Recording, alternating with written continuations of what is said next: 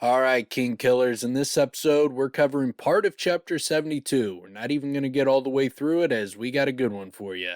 It's going to be a theory-heavy episode, as we're largely just going to focus in on Master Ash theories. A lot to cover on that. Who are the top candidates? What groups does he belong to? And what are his motivations? We're gonna dive in deep, and we're gonna try to figure him out. We also discuss what kind of party is the best party. The answer may surprise you. Then we got why playing Monopoly with us can get dangerous, and how the great and almighty powerful Grey Dalcenti pisses off the rest of the Chandrian, and a gross twist that Tim hopes for in every story. So sit back and enjoy.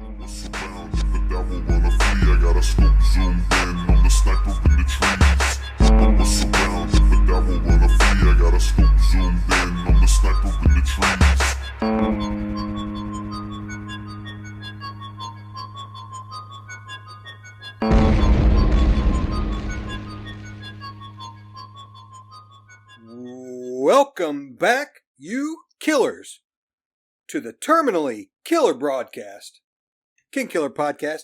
Tonight, myself, frontman Fitz, will be joined by my backup singers who go by Tambourine Dan and Timberine Tim. Let's hear what you got, girls. Well, wow, that was really tippy top notch. Some of your best how's work, a timberine? Girls. Yeah, that's a good question. Tim the Timberine Man. Is that an Okay. instrument, So or it's like- is that just you So just? it's like a tambourine, but wooden. So it's like timberine. I don't know, Tim. It's your instrument. Tell us about it. I like it. I kind of like the idea. So it's like hollow beads of wood rather than little cymbals, and you just shake it. It's like it makes little. I can't do wood sounds. I tried. Yeah, Didn't really that's work. not what it is anyway. Oh, you It's okay? It's So I just guess a it does tambourine that you exist. use. It's just your tambourine that you call That's a lot less imaginative than what I went with. timbourine. That was Very it's cool. kind of hard to work with there. By the way, terminal. Where'd that? Terminally killer? Terminally killer? Yeah, I don't Utmost. understand. Tippy top. Terminal? Yeah, dead end. Straight up. What is it called? Cut flower. It's a cut flower Trunk- sound. Truncation. Cut huh? flower. All right. Well, like usual, when we have to explain what you did, it really shows the how sophisticated it was, how well it worked as well. So, congratulations. Let's get past this intro and get started because it bombed. Chapter 72 is titled Bororil. To start, Kvothe and Denna leave the inn in Trabin, where Denna was being cared for and interrogated. They hitch a ride back to Mothin Farm. Along the way, Kvothe learns more about Denna's possible patron, Master Ash. Upon arrival, Kvothe deduces and confirms Denna's description that the Chandrian did indeed descend upon and devastate said wedding party. Through diligent inspection, Kvothe detects undisputable evidence that his prior expectations are practically provable. Kvothe and Denna then begin circling the property in search of Master Ash. Guys? Yeah, at the very beginning, you get to see Denna doing her thing. You know, we don't see it. Other than this situation, we don't see it, but she's constantly just dipping out on her fucking bills. She's dining and dashing every time, and she was going to try to pull a little dine and dash in this situation, and she tried to sneak out the back door, and then back door's locked. She just fucking beelines it out the front door and just puts her head down and keeps walking. Like, she's like, well, they're coming after me. They're going to have to fucking drag me back in here. Yeah, she didn't stop either. No, she was prepared to fucking just dip straight out, not giving a fuck. Yeah, that does seem to be her normal move. Obviously, with Kvothe here, she's got somebody to then sort of clean up the exit. But yeah, it did sort of ring as if this is her normal. Well, I mean, approach. we see it all the time. Like, I mean, he goes into into the places, and he's like, "Do you know Dinah?" And they're all like, "No," and she fucking just left and didn't fucking pay her bill. Like it's consistent where she's doing it all the fucking time. And we get to see her fucking do it right here, right in front of us. Yeah, I kind of took it that she didn't have a very good experience with those people, and she mentions that, but yeah, that's a reoccurring anyway. I was gonna say, I mean, given the situation, yeah, she's in a bad spot here, in a pickle, as they would say. You know, and again, I'm sure we'll get into it, but this was delivered by her patron, right? By old Master Ashy there, and so yeah, I mean, she's stuck. What is there to do? I really like the description of the old woman that was watching her. It's fucking great. I love, the type, some tight-laced spinster with a mouth like a cat's ass. old anus mouth. And I do know that type. Well, you can totally picture it. And yeah, she sucks. She's a person that's just terrible to be around. But you can even like visually see it. That's great. It's like when girls do duck face, and you're always just like, it's kind of more like anus face. I kind of pictured like an old smoker, like an old lady smoker who's real thin and gaunt. I don't know. They get these wrinkles that look like a cat's butthole. Yeah, I just pictured more. The mouth like a cat's ass. I'm more thinking of the fucking girls trying to do duck face and just making their mouth look like a fucking sphincter. I'm picturing an old woman that never has anything nice to say to anyone, and just is always like, "What are they doing?" Like, just always, oh man, that's what I'm picturing. And the description's great because it's just you can feel the disdain. It's great. Well, while we're on the subject, real quick, not of the old lady in the cat's ass, but of Dinah's injuries. They do go back to it, but we don't get to it right now. But when Dinah explains to Gavoth, basically he says something like her patron hit her just one time to make sure that they didn't suspect anything. Like, she's got a bruise on her face and a cut on her arm and bruised, like maybe broken ribs. They don't mention that she only got hit one time. They just mentioned that he hit her. It doesn't say like he hit me one time. He obviously hit her multiple times. Well, yeah, but we don't. She's got this mark on her face. She's got some fucked up ribs and walking wonky. He beat her up because, like, think about it, like, they murdered everybody in that place. So, like, if she's coming out of that with just like a handprint across the face, like he just smacks her, then they're gonna be like, what? No, he had to give her a good fucking beat down if she's gonna come away from that looking like a victim rather than someone who was setting them up. That doesn't actually get explained in this group of chapters, though, right?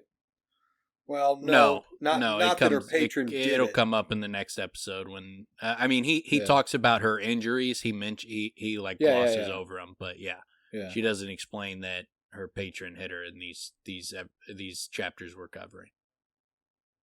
Yeah, I didn't think so. I just wanted to verify that. Yeah. And that goes to having just read it one time through, I didn't, when I went back, I'm guessing that when the first time I went through it and got to that point where they explained that it was the patron who did it, I didn't realize the extent of the injuries at that point and just thought that she only got hit once. But yeah, he beat the shit out of her. Yeah. Yeah. And, judging from their reactions, it was probably the smart path as far as if she's going to come out of this without them, ready to string her up. She probably needed to get fucking beat down. Although, you would think like he was able to get out of there. And so you would think that he has the capability to get her out of there too. Unless he doesn't want to reveal how he gets out of there. Well, was he even at the wedding though? I kind of thought that he was. We'll get there. We'll get there. We're not there yet. We'll get to that. But one aspect of it that when she talks about how she was treated at the place. Beyond the old woman, she's like, you know, the men were worse. It's like the constable puts his hand on her leg, and the mayor is fucking grilling her for information. So between like how all these people are looking at her, talking about her, like it's pretty clear that she's definitely suspect in their eyes. And you know, and then she's dealing with some creepy motherfuckers too on top of it. Yeah, it's pretty interesting to look at it from her perspective, because even the way she described the the cat ass mouth woman, she kept giving me this look like I should have had the decency to die with all the other folk, like all this was my fault. Which is interesting because, yeah, they don't have anybody to blame. They don't know who did it. Sudden, this just happens, and she's the one survivor, and nobody knows who the fuck she is to begin with.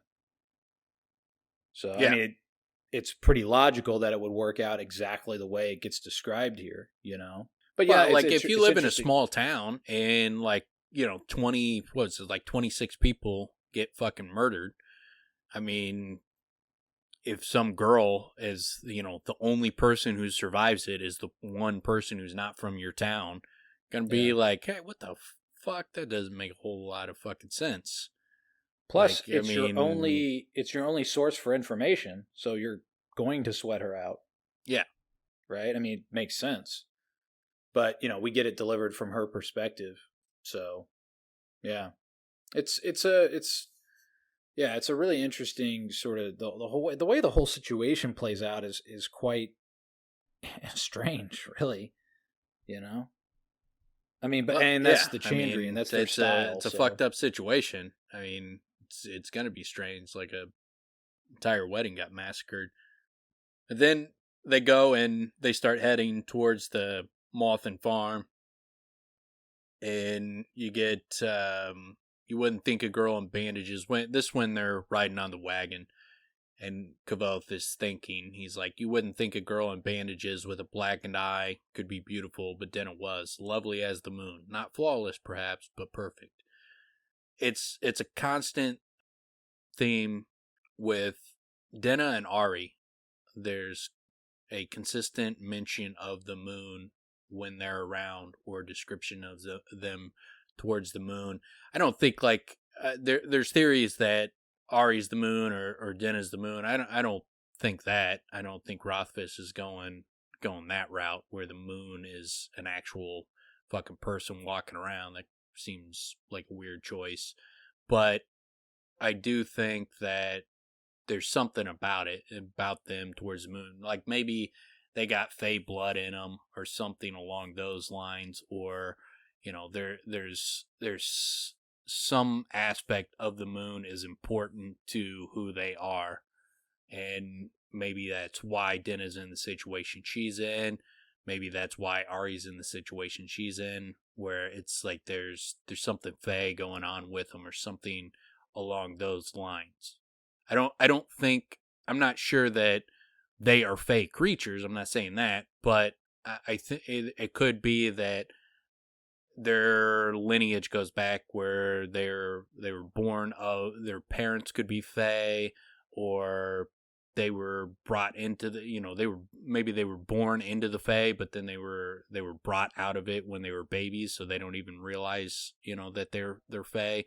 It doesn't seem like in their own head that they are Fey and they're hiding it. It seems like, you know, they might there might be some aspect of the Fey world and the Fey creatures that plays a part in why they are the way they are. I mean, it seems like there'd have to be some kind of aspect to the moon that would play into them. And the Fey are obviously connected to the moon significantly. I don't know what the Fey has to do with the moon, other than what Felorian said, but yeah, Kavoth definitely describes. I noticed that he, when he's talking about Ari, he's like, you know, she only comes out when the moon is where you can see it.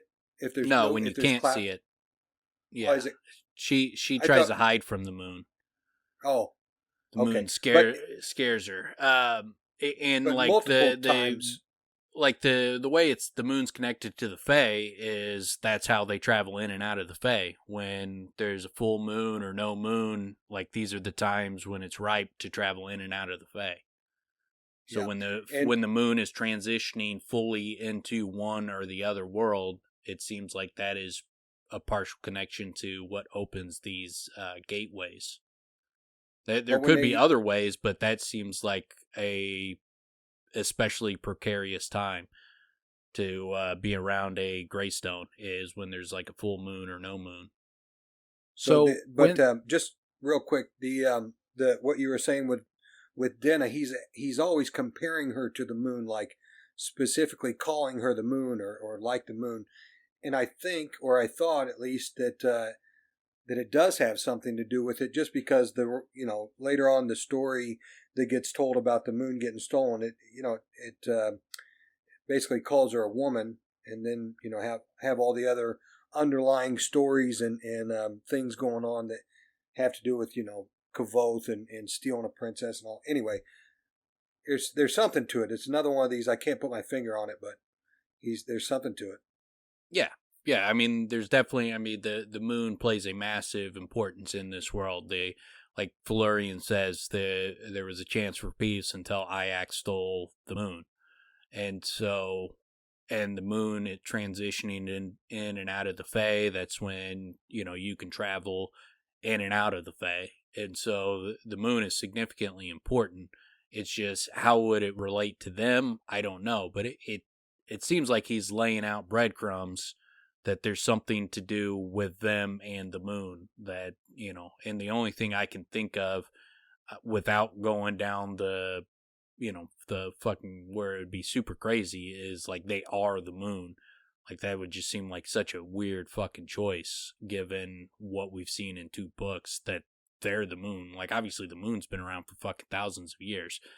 I don't get a sense that Denna has been around for thousands. And like Denna, she's got lung problems. She had pneumonia when she was a kid and that kind of stuff. Where it's like, no, this girl's got nightmares. Like this, it seems clear that this girl has grown up, and like for her to be the moon in human form would just seem like such a weird choice. I don't think Rothfuss would go down that path where she would be the actual fucking moon. That just seems super weird.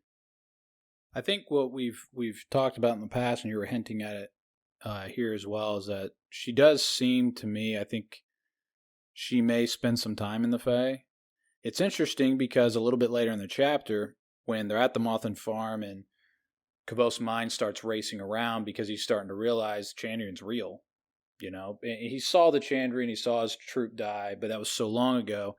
He gets this verification like, oh shit, so they are real. This isn't just a figment of my imagination, just, what have you. And then he just starts talking because it's like a sleeping mind moment where he's just going on and on about like, I go looking for you and I can't find you. And then, oh, so am I a treasure or a failing? And he's like, you're both.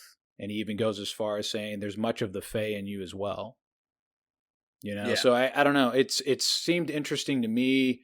And I think, again, Rothfuss put that in here. So it seems like when Kavoth, and we've talked about this many times, but when Kavoth is allowing himself, or he slips into that access of the sleeping mind, he seems to be very intuitive of what's happening around him. And I think he taps into something that he's noticed with Denna in the past. And I think, again, that there's so much mystery around her. And, we've talked about also how she, spends a lot of time there because she's running those Jack in the Box franchises. Yeah. So, she's got to dip sure. in and out a lot. So it could be that she doesn't, when she goes into the Fae and like comes back out of it, her memory's wiped. So she doesn't even remember running the fucking Jack in the Boxes.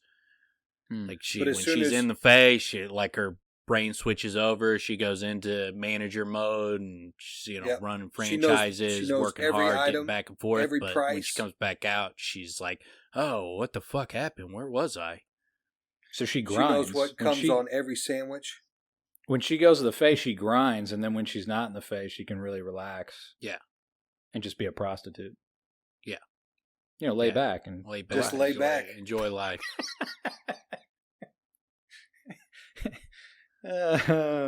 Okay. And go to these parties, man, where 26 people get wiped out and you get your ass kicked in the woods.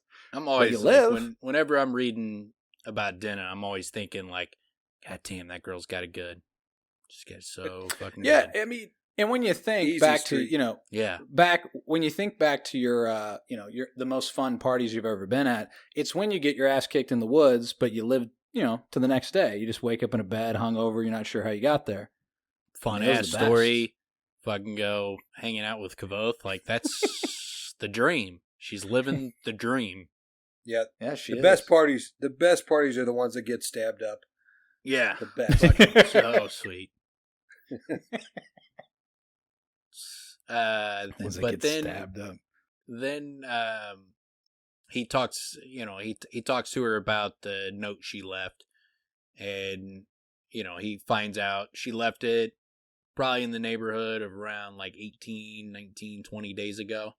So I like the fact that, like, because I was giving her shit in the last episode. I was like, what a fucking moron. Who fucking is like trying to deliver, hey, let's have dinner tomorrow, but then gives the message to you by sticking it in the crack of your window. Like, it's so fucking stupid. And then she's like, yeah, pretty fucking silly of me to assume you would, really. It's like, yeah, it was real stupid. Real fucking stupid. Yeah, I like that. I sent you a smoke signal the other day. You didn't see that? Yeah. We were supposed to get together. I'm surprised. I threw a coin in the wishing well, and I felt like I covered all my bases. Sent the carrier pigeon your way. I just figured you were mad at me, because you just ignored it. You never showed up. I just thought you were mad at me. Yeah, I found a pigeon, and I shoved a note down his throat. I just assumed it would find you. Guess that's not how that works. I don't know. It's weird. But yeah, and then he gives her. This is what's so vexing between them and their relationship, where he's like, "I'm sorry I missed your lunch." Dana looked up amused. Diak said you were caught in a fire or something. Told me you looked positively wretched. I felt wretched, I said. More from missing you than from the fire. She rolled her eyes. I'm sure you were terribly distraught. You did me a favor in a way. While I was sitting there alone, pining away, I said I was sorry. Before I go into that next part, though, I love the fact that she thinks it's ridiculous that he is after her, that she's very important in his mind. Like, she just thinks of herself as, like, kind of an afterthought. Whereas, like, in reality, she is, other than fucking the Chandrian, she's fucking top priority in his life. And, the only reason the Chandrian play a bigger role is because they fucking murdered his family. Outside of that, she would be, top fucking thing of importance. And she thinks of herself as, like, just like this, if he's got time, he'll fucking come and see me. But, he's got bigger and better things to do. Well, even though we know that, and she keeps going back, both of them go back to this thing that we talked about a lot. This time in particular, she kind of has reason to believe, because when she sees him at the Aeolian, he's sitting there talking. He is with Fella. Is that right? Yeah. Getting his cloak, and she's pinning it on him. And so Dana might have reason to believe this time or to say what she did. Oh yeah, I'm sure you were real distraught about not seeing me, because she probably thought he was getting it with Fella at that time. Yeah. I mean, well, go ahead. It's great. It's great for us because they're the same. Kavoth thinks, like, no way she can really put me up as a priority, and she thinks the same thing about him. And yeah, I always think about that too. When Fella's, giving him the gift, she's also fawning over him, man. She's throwing him like signals like crazy, and he's cutting them off so much she's almost getting taken back and uncomfortable. You got to imagine that doesn't happen to her. She's like the hottest chick. She's hotter than Dana, from what it sounds like. So that's not happening to her. She's not throwing herself at some dude. She's used to getting looked at and hit on. So now it's in that opposite direction. Kavoth's playing, playing the Fonz over here, like not giving a fuck, playing super cool. And but he's not doing that. He, like, in her mind, she sees the Fonz, but like in his mind, he's over there like fucking George Costanza. Like, Yeah. Just fucking neurotic and self-doubting and like, but yeah, she sees the Fonz when fucking George Costanza's standing in front of her. I would say he's more George Costanza with Denna.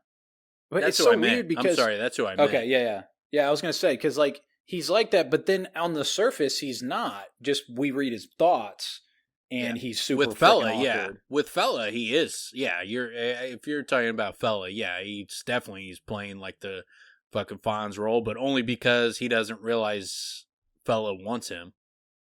Like, if he knew Fella was into him, that would like completely fucking change up his game. He would be acting completely differently. Yeah, like Michael Scott when he realizes it's a date. Oh yeah, exactly. Fucking date Mike. This is date night, Kavoth. He has to go to the trunk, get his Kangol hat. Yeah. Oh my god. Unbutton the shirt. Such a fucking legendary episode. Unbutton a few top buttons. Yeah. He was like crushing it, just doing an awesome job, and then he's like, "Wait, this is a date? Oh, it's date night, Mike." Playing the air guitar on the pool table. Yeah, so that'd be Kavoth once he realizes Fella's into him. So actually it's a lot better. It's a lot better for him that he doesn't figure it out. Yeah, and then we get into some Master Ash stuff because she talks about, like I was saying, an older gentleman introduced himself to me. We talked, got to know each other. She shrugged and looked sideways at me, almost bashfully. I've been meeting with him ever since. If things continue smoothly, I think he'll be my patron before the year is out. Really? I said, relief splashing over me like cold water. He was super worried that the fucking patron was going to be her new boy toy. Mm. But he's like, that's wonderful and long overdue. Who is he? She shook her head, her dark hair falling down around her face. I can't say. He's obsessed with his privacy. He wouldn't tell me his real name for more than a span. Even now, I don't know if the name he's given me is real. So we get that we have that he's got white hair. He's noticeably wealthy. Like when people look at him, like Diak was like, he's, got white hair, older, wealthy, the type. Like it was like he's a noticeably wealthy person. And he's also secretive. So these are like the first clues that we get of being introduced to him, to the point where she goes, I've been working hard to reel him in, but he's so dodgy. We never meet in the same place twice, never in public. Sometimes he'll set up a meeting and never even show up for it. Not that's anything new in my life. Fucking throwing a little jab at Kavoth there. But yeah, he's very fucking secretive. So he's definitely trying to keep his identity concealed from her, or at least keep their relationship concealed from other people. So he's using her for something. There's some purpose to it. There's got to be a reason why he would not want people to associate her with him. He needs her to do something, but it not to come back on him, clearly. From what we've got so far from the two books, it seems much more devious than he's a patron of the arts, right? I mean, for sure, definitely. And I think so. He's a rich albino male, yeah, right. That's what we know about him. So where the not that there's anything wrong with that. No, I don't know what region on the map. If there's a region where the albino individuals come from, because there's no other albinos in the book. No. Right? And that's assuming this guy's an albino. Or perhaps he's like a Jim Gaffigan, right? who's not albino, but just so white that his hair seems white because he's so white. Is that what it is? That could be what it is. It could be. Could be. I mean, I wasn't picking that up, Tim. Oh, he's an older ginger. I wonder. I immediately wonder about the secrecy. I don't know what to make of it, and it continues on through the book. Mm-hmm. We're definitely gonna fucking dive into it. I think we can piece it together from clues that are in future chapters. Maybe not entirely, but I think we can have a good idea that there's a method to the madness. It is really interesting that Rothfuss chooses to make him so secretive, Dennis secretive about him, and then also not allow us much information. It's all situational. It's all circumstantial. None of it is direct. We've never see him. We never hear him. You know what I'm saying? And he could put him somewhere. There could be, some situation where we would have that ability to witness something, but we don't. Yeah, it's almost like he's this pretty big key to the puzzle of figuring everything out. If you knew more about him, that a lot of the mystery in these novels would come to light. Yeah, for sure. And when they go a little bit further, like they keep fucking digging a little bit deeper on him, and Kavoth's like, so he's secretive, I prompted gently, worried that the silence would soon become uncomfortable. Secretive doesn't cover it by half, Dennis said, rolling her eyes. Once a woman offered me money for information about him. I played dumb, and later when I told him about it, he said it had been a test to see how much I could be trusted. Another time some men threatened me. I'm guessing that was another test. So he's pushing and prodding her, trying to feel out whether she can be trusted, whether she'll keep her mouth shut. Again, they're reinforcing the secretive nature about him. And then when she's going through this spiel, we also get the aspect of she starts to feel like self-conscious. It's clear that she's feeling self-conscious, and so he's like, I thought back to my time with my talk with Dioc about the fact that hard as my lot was, hers was undoubtedly harder. What would I put up with if I could win a powerful noble's patronage? What would I go through to find someone who would give me money for lute strings, see that I was dressed and fed, and protect me from vicious little bastards like Ambrose? I bit back my previous comments and gave her a knowing grin. He'd better be rich enough to be worth your trouble. I said, bags of money. Pots of it. Her mouth quirked up at the corner. I felt her body relax, glad that I wasn't judging her. Well, that would be telling now, wouldn't it? Her eyes danced, saying yes. So he's wealthy. He's clearly wealthy. Like, this is the second mention. Like, Dioc says he's wealthy. Denna confirms it with her eyes here. Kavoth obviously sees it in her face. Yes, he's clearly wealthy. Secretive and wealthy.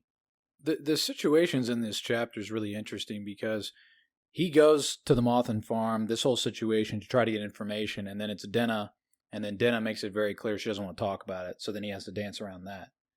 Then he's finding out about the patron, and he can't really dig in on that either, so he has to dance around this, and this is the person he's the closest to outside of his friends, and he's walking on eggshells with her.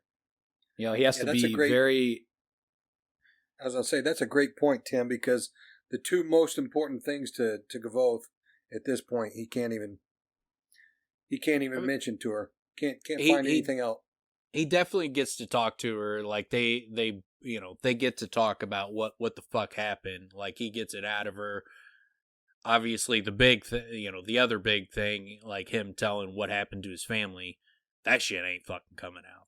That's not being told. So even though he dances around, doesn't want to push her, press her on anything, he doesn't dig in on her secret, which is her past and her secretive patron, and then his secret we don't deal in, but the Chandrian shit, yeah, they definitely fucking dig into that.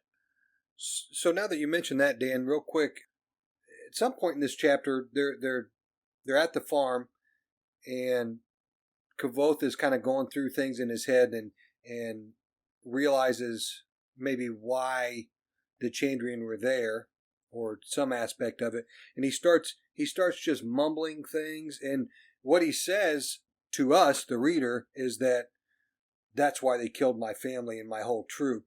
And then he kind of snaps back into it, and that's when Dinah realizes that, or says to him, you got a little wild there, but you don't know exactly how much of that Kavoth actually said out loud. And he doesn't say much... anything. Like, no, he doesn't say anything about what happened to his family out loud. I mean, that's coming up in 2 chapters. That's chapter 74. Oh, okay, my bad. But yeah, he doesn't tell her shit. Like, that's not what he was rambling about. Like, he was rambling about like poetry, like, you're so beautiful, blah blah blah. I mean, we'll get into that, but yeah, he definitely does not tell her shit about his family. He wasn't spilling the beans unconsciously. There's no way he's doing that. But the big let's get into the big aspects of this chapter, though, because the next part is her saying, he's the reason I'm here. He told me to show up at this wedding. It's a lot more rural than I expected, but she shrugged again, a silent comment about the inexplicable desires of the nobility. I expected my patron to be there. She stopped laughing. Did that even make any sense? Just make up a name for him, I suggested. And then he throws out, Annabelle. And she's like, I will not refer to my potential patron as Annabelle. The Duke of Rich Money. Now you're just being flippant. Try again. Just tell me when I hit one you like. Frederick the Flippant. Frank. Farron. Faru. Fordale. So, let's get into the theories on who Dinah's patron is.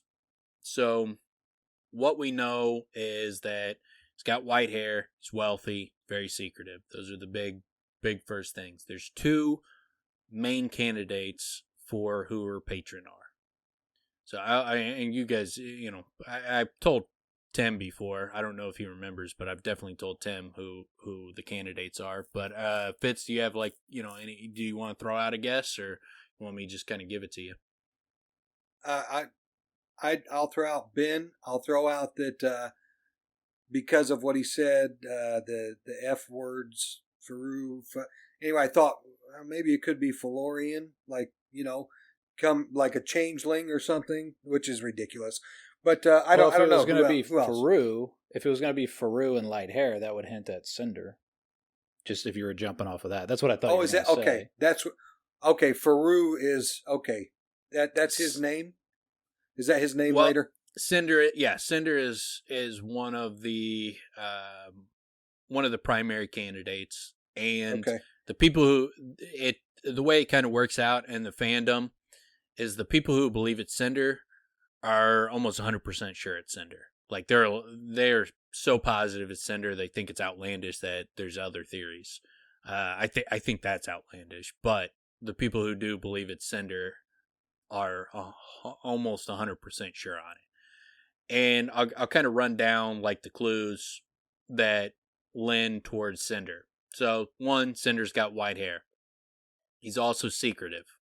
So he's with the Chandrian. All the Chandrian are secretive. The whole thing, the whole mystery about the Chandrian is secrets. So the secretive would definitely play into the Chandrian. Then we know the Chandrian are in Traben while her patron is in Traben. She's there at the farm that the Chandrian show up on. She's spying on, her patron is having her spy on the farm, even though that's not what, she doesn't realize that's what she's doing, but that's clearly what she's doing, is spying on it for him. And so the Chandrian are there at the same time. Also,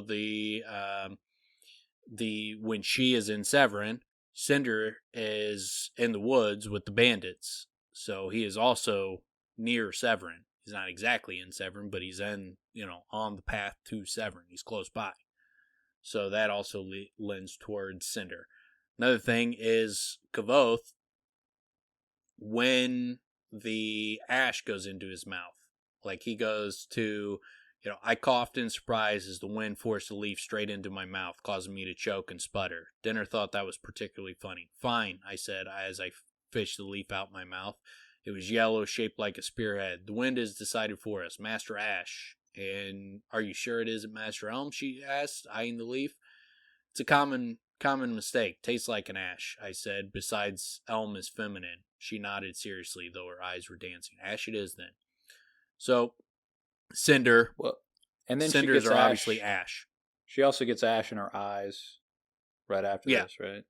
Yeah. Yeah, they both do. And then, but cinders are ash, like in our language, cinders are ash. So that also is a clue towards him.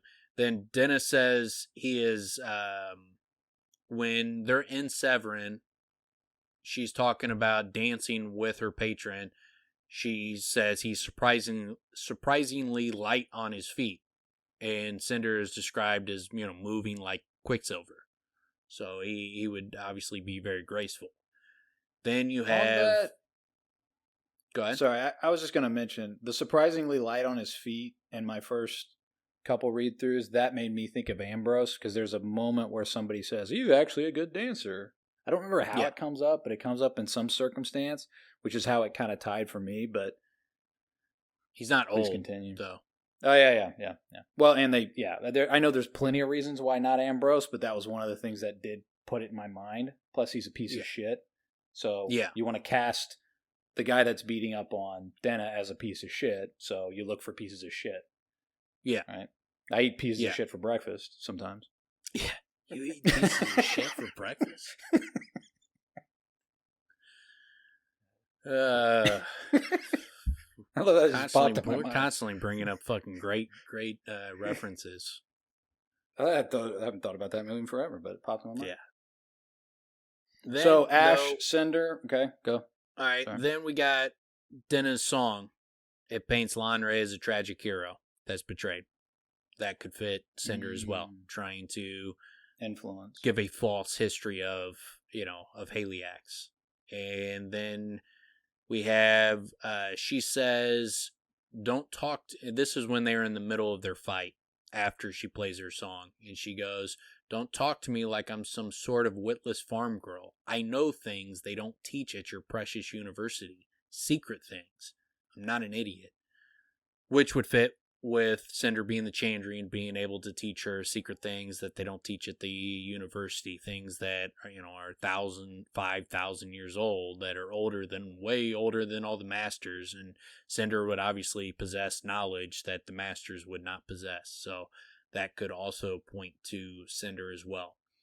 Then we find out that from the Cathay, he says that her patron beats Denna with a walking stick. Okay, and this is after Kvothe goes in to see, when he sees the Cathay, this is after Martin had shot Cinder in the leg with an arrow. So the fact that he's beaten her with a walking stick after he had been, Cinder had been shot in the leg with an arrow could point towards it being Cinder. That, he's got a walking stick now because he's recovering from getting shot in the leg with an arrow. Then we have, he beats her, which Cinder's a sadistic fuck. He he takes pleasure in tormenting Kvothe. Where's your parents, man? Like, oh, are they over there? Oh, did we kill your parents? Like, he takes a delight in being a cruel bastard. So it's easily, you could infer him being the type of guy that would get a girl to ask him to beat her, and then fucking take some fucking joy in beating the shit out of her. And then you have the Cathay says, "Why can't you find this Cinder?" Well, that's an interesting why. You'd think a man with coal black eyes would make an impression when he stops to buy a drink. How can it be that you haven't managed to catch wind of him in all this time? So two aspects. One, the drink, a guy makes an impression when he steps in to buy a drink. Well, when he met Denna at the bar, for one. Two is, how can it be that you haven't managed to catch wind of him all this time? Kvothe comes up with Master Ash when the wind fucking blows a leaf in his mouth. So, that's not, those aren't clear examples, but you could, massage those to, make those also be clues to Cinder being Master Ash. And you also have, I'll go into the other aspects on why. I'll cover why the people who believe it's Cinder are so certain that it's Cinder. Well, I'll cover that after I go into the other example. One of the parts though that would make you question it all is when Kavoth they see the blue flame. Kavoth's like, "Would that be your patron?" And she's like, "Oh, he's not near sinister enough for to do something like that. Not even him." And so Cinder's as sinister a character as we see in the books. So the idea that Denna does not see her patron as like just pure evil, when we've seen Cinder, he is fucking pure evil. Like there's no way to describe him any other way when he's tormenting a 12-year-old kid that he just murdered his parents, and he's just fucking taking pure glee in tormenting this kid. Like, that motherfucker's sadistic. And the fact that Denna does not see her patron that way, that would cast doubt. Could be that Cinder is hiding that from her. But she catches Kavoth every time he tells a lie. She's right on top of it. She knows when he's lying. She's smart. She's intelligent. So the fact that she does not see him as pure evil, that throws a lot of doubt into it. But as you can see, there's a shitload of clues that point to Cinder. Yeah. I was gonna say it's pretty. There's a lot there that the Faru, the Ash with Cinder. Well, I mean, so much of that lends a lot of reason to believe that. I think what you said there about if Denna doesn't see him as actually sinister, he's that good an actor. Like and what about the eyes? Can he change how his eyes appear? Or was she just not speak of that when he's talking to identity? the Cathay, and he's talking about like a guy with charcoal color eyes would be hard to miss. Like the Cathay is like they been around a long time. They know how to hide their telltale signs. So that's not that surprising. But like, I was just gonna say the light on his feet is an understatement, right? I mean, he moves like Mercury. This dude's like Michael Jackson.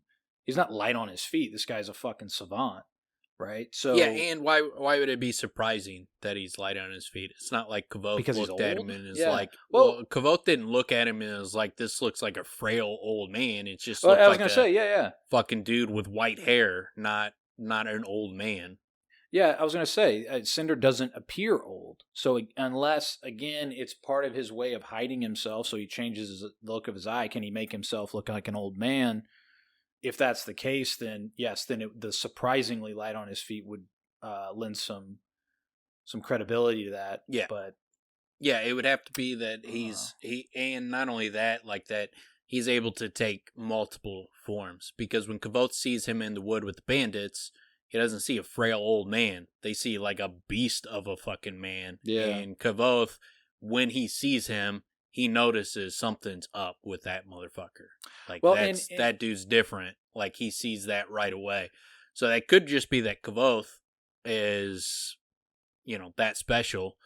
But Denna's spending a long time around her patron, and she doesn't seem to, it doesn't seem like she sees like a sinister, godlike figure that she's around. You don't get the impression that that's the way she feels. But she does. Kavoth, if he spent time around that guy as Cinder, you would think that he would fucking immediately spot it like he did in the woods.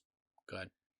Yeah, it seems like she doesn't say anything that's like, this guy's a totally different type of person. It's just like, he's wealthy, and she's not elevating him to a degree. Now, she's also being secretive about it, which is again why it's so interesting about Rothfuss, the way he's delivering this to us.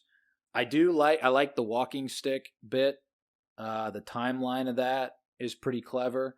They catch wind of him. I mean, it's not, concrete, but it's a pretty good little hint as well to sort of tie these in. I think it's super cleverly done to make it to where someone could be. So I can see why people would see this group of things you mentioned and feel very confident. But to be like you're 99% sure, there's no way you can say 100%. It's not enough. No. Go ahead, Pitts. But yeah. Well, and you say, it's not, it can only be 99%, and what he does here is not concrete proof. I mean, how much of this book is that in between, not concrete, but a lot of clues. Dan, I'm real interested in why you think it's not, because what you laid out to me, it lays out a really good case, doesn't it? It feels like it should be him when I lay out that case.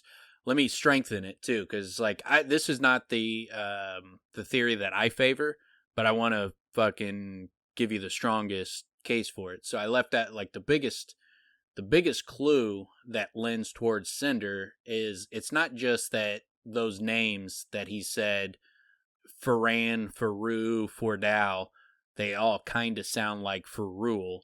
It's more than that. Ferran is spelled Feran. So you take the first two letters, Fe. Then the next word, Foru, Forue. So you could take the RU in the middle. So you got Feru, Fordale, Fordale. So Ferule, for rule. So not only do, when you take those three words, are they close to for rule, if you take the first two letters of the first word, the middle letters of the second word, and the last two letters of the last name, it spells for rule. Well, that's when I read those three names, after Frank and kind of the silly ones, but I was like, that's got something to do with it, explaining who that is. At least that's what jumped into my mind. Especially knowing what you know about Kvothe and naming. So yeah, I that's pretty strong evidence. That's pretty great. I will say also, Frederick the Flippant, like he's all flippy, right? He flips around. That's how I think of Cinder. Like when he stepped back, he almost kind of did like a backflip. It's just he's that's what they call him. Hey, Freddy Flippy Fred. Skippy Flippy. That's great. That's when Grey Dalcenti's he's had a few drinks in him. He loosens those lips a little bit. He's got all kinds of nicknames for all of them. My guess. Hey, Flippy Fred, man, how you doing, Flip? I see Grey Dalcenti just barely nodding his head backwards, like, "What up, Flip?" That's it. He just calls him Flip. Flippy Flap Flap. It's like, what's up, Philip? Who's Philip? You, Flip. I like the idea that when he's had a few drinks and shit, and he's sitting there busting his cig, and they come up like, "Hey, what's up, Gray?" And he's like, "What's up, Frederick?" It's like, it's for rule. You've known me for 5,000 years, man. He's whatever, always man. Getting their name wrong. It's whatever. I don't know. I don't pay attention to these things. Flippy Freddy. Hey, Alice, it's Pale Alenta.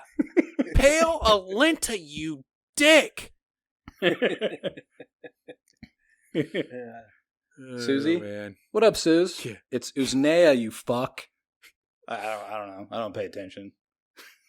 All right, so let's get into the second fucking theory. And obviously we laid out a really good case for Cinder, but prepare to fucking shit your pants. Because we're gonna fucking we're gonna fucking strap on your fucking Depends and get ready, audience, because we're gonna fucking throw in another character that I think is more likely to be her patron.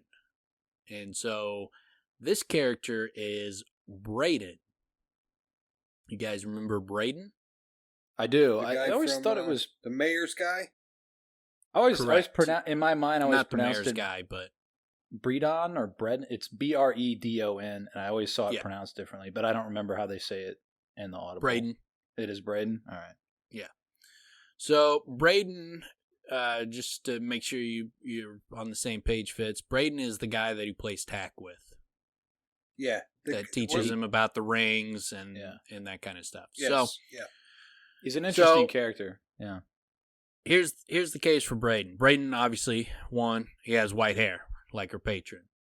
His colors, like his colors for his nobility thing are ash gray and charcoal. Braden, also, one of the first times he is talking to Kavoth, he mentions that he's learning how to dance. And Denna's patron says that her patron is surprisingly a good dancer. That's surprisingly. Braden being surprisingly a good dancer would make more sense than Cinder surprisingly being a good dancer. Then also, Braden uses a cane. He's always seen with a cane. So when the Cathay talks about her patron beat her with a cane, that also fits Braden. And he tells Kavoth that he likes to travel, which would fill in why he's, going to Traben, why he's, dipping out all the time. It would explain, that he's beaten her, and Emery takes her to Traben, takes her to the Yill, takes her to Severin, takes her back. Like he likes to travel, so that fits in with her patron as well.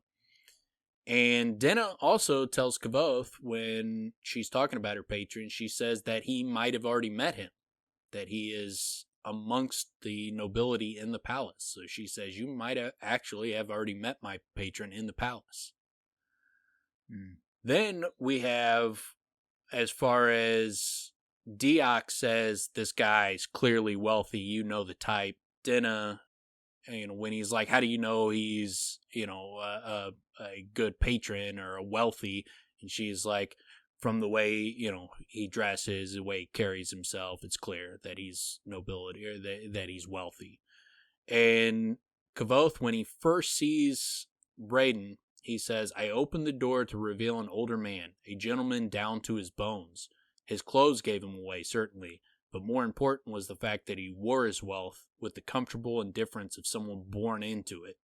New-made nobles, pretenders, and rich merchants simply don't carry themselves in the same way. So that would fit very well with Deox saying, you know the type. Because that was exactly what Kavoth thought when he first saw him. Like, this motherfucker's got some money. We also get that the day after Kavoth meets Denna and Severin, when he sees her on the lift, the day after, Braden tells Kavoth, the other day I was explaining the intricacies of the custom to a foreigner not familiar with such things, talking about the custom of the rings. He was explaining the ring custom to a foreigner who's not familiar with such things. That would also fit with Denna. And it also is something where I cannot imagine that Rothfuss just threw that in as a red herring to make you think it's Braden, and then there was nothing to it. That the foreigner is irrelevant to the story. I have to believe that foreigner is important, that Rothfuss just didn't just throw that in just to throw you off. It's possible that he just threw that in to throw you off the trail, but it seems more likely that that's a clue rather than a red herring, because Rothfuss he doesn't write in a way where things are just clear red herrings, that he's just intentionally trying to mislead you and throw you off. That would be so in your face, intentionally trying to throw you off, that it just doesn't seem like Rothfuss. But so Denna is the foreigner, right? That we're talking about, just to clarify. Could be. That's what I would think. If all right. Braden is her patron, then it would make sense that when he's telling Kavoth that, I taught a foreigner, it's not spelled out that it's Denna, but that would be what it leads you to infer, that it's Denna, that he, the day after he meets Denna And Braden's like, oh, yeah, I was just telling a foreigner about the ring game. And so that's obviously a really big clue. We also have the fact that when Denna dipped out, Braden dipped out at the same time. They were both gone. When Kavoth was like, he was struggling to write more poetry for Maelwyn because Denna dipped out and he didn't have his muse. And so he also talks about, like, I couldn't even play tack with Braden because Braden went to visit family. And then when Denna gets back, she mentions that she was with her patron while she was away. So she was with her patron. They both dipped out at the same time. That also is a big clue towards Braden. Both gone at the same time. Then we get, he likes to play a beautiful game with tack. It's not about just winning. It's about playing a beautiful game, it's a subtle, intricate game that he's trying to teach him how to, be manipulative, to, set traps that people can see in front of you and then just to bust through them. And that's what's the beautiful thing, is to just go in and where people know you're setting traps in front of them and then you just fucking still bust them up. It seems unlikely that all this beautiful game talk is all about tack. It seems like he's talking about the bigger world in general, and he is playing a much bigger game. Like, because even when they talk about, like, why doesn't he get into the ring shit and all that, he's like, that stuff's beneath me. It's clear. He's like, I'm playing a bigger fucking game here. You guys know what you guys, yes, do you guys feel where I'm going with that? Yeah, no, I understand what you're talking about in terms of the tack game, and how that would tie into him being more than just a patron. He has bigger fish to fry, so to speak, with why he's doing what he's doing with Denna, and how that could involve Kavoth, and how that may involve bigger factors, possibly Chandrian elements, or who knows. It seems unlikely that he's just, when he's talking about, like, I'm trying to teach you to play a deeper game, to see things deeper, like, and with the mentions of, like, he's not, trying to needle him for just useless information and gossip. He doesn't give a fuck. He doesn't give two fucks about the gossip. You get the picture of Braden that there's something deeper going. There's something deeper with this guy. I don't think he's just there as a placeholder to teach him how to play tack and to teach him the ring game, and that he's just a companion. It seems like there's something deeper involved with Braden. I mean, to me, that it seems clear that there's something more going on with Braden than what we see on the surface. I don't know if you guys feel that when you're reading it, but it definitely seems that way to me. I've always felt that way when I was reading him. I just felt like we didn't get it delivered, right? Because if this would deliver it, if this is also his dual, identity, maybe call it, then yeah, that would sort of answer that. But it does build that in where you feel like there's definitely something more to him. It's just within the books that we have, it doesn't get completely tied in a super clear way for every reader. It's correct, these rereads where you're piecing these things together that you can see it. But there's definitely a feeling of that. Even from one read, there's a feeling of that he serves a bigger purpose than just what he does on the surface with Kavoth. Yeah, because a lot of people who don't think it's Braden, they don't think Braden is like an important figure and like that there's not something bigger going on. They just kind of think that they basically just think he's just there to be a red herring to throw you off the trail of Denna's patron being Cinder. I don't think that can possibly be correct. It could be that, the clues are meant to throw you off of Cinder's trail, but if Braden doesn't also play a bigger role in the story in his own right, he could still not be your patron, but he has to play a bigger role. If he doesn't, then that's just shitty writing. You were just you you didn't want it to be 100% obvious that it's Cinder, so you just threw in a bunch of red herrings and created a character that's meaningless other than as a red herring. That's shitty writing.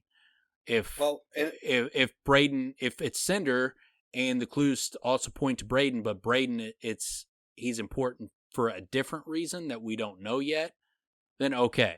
But if he's just a red herring, that's shit writing. Well, I don't think he's a red herring.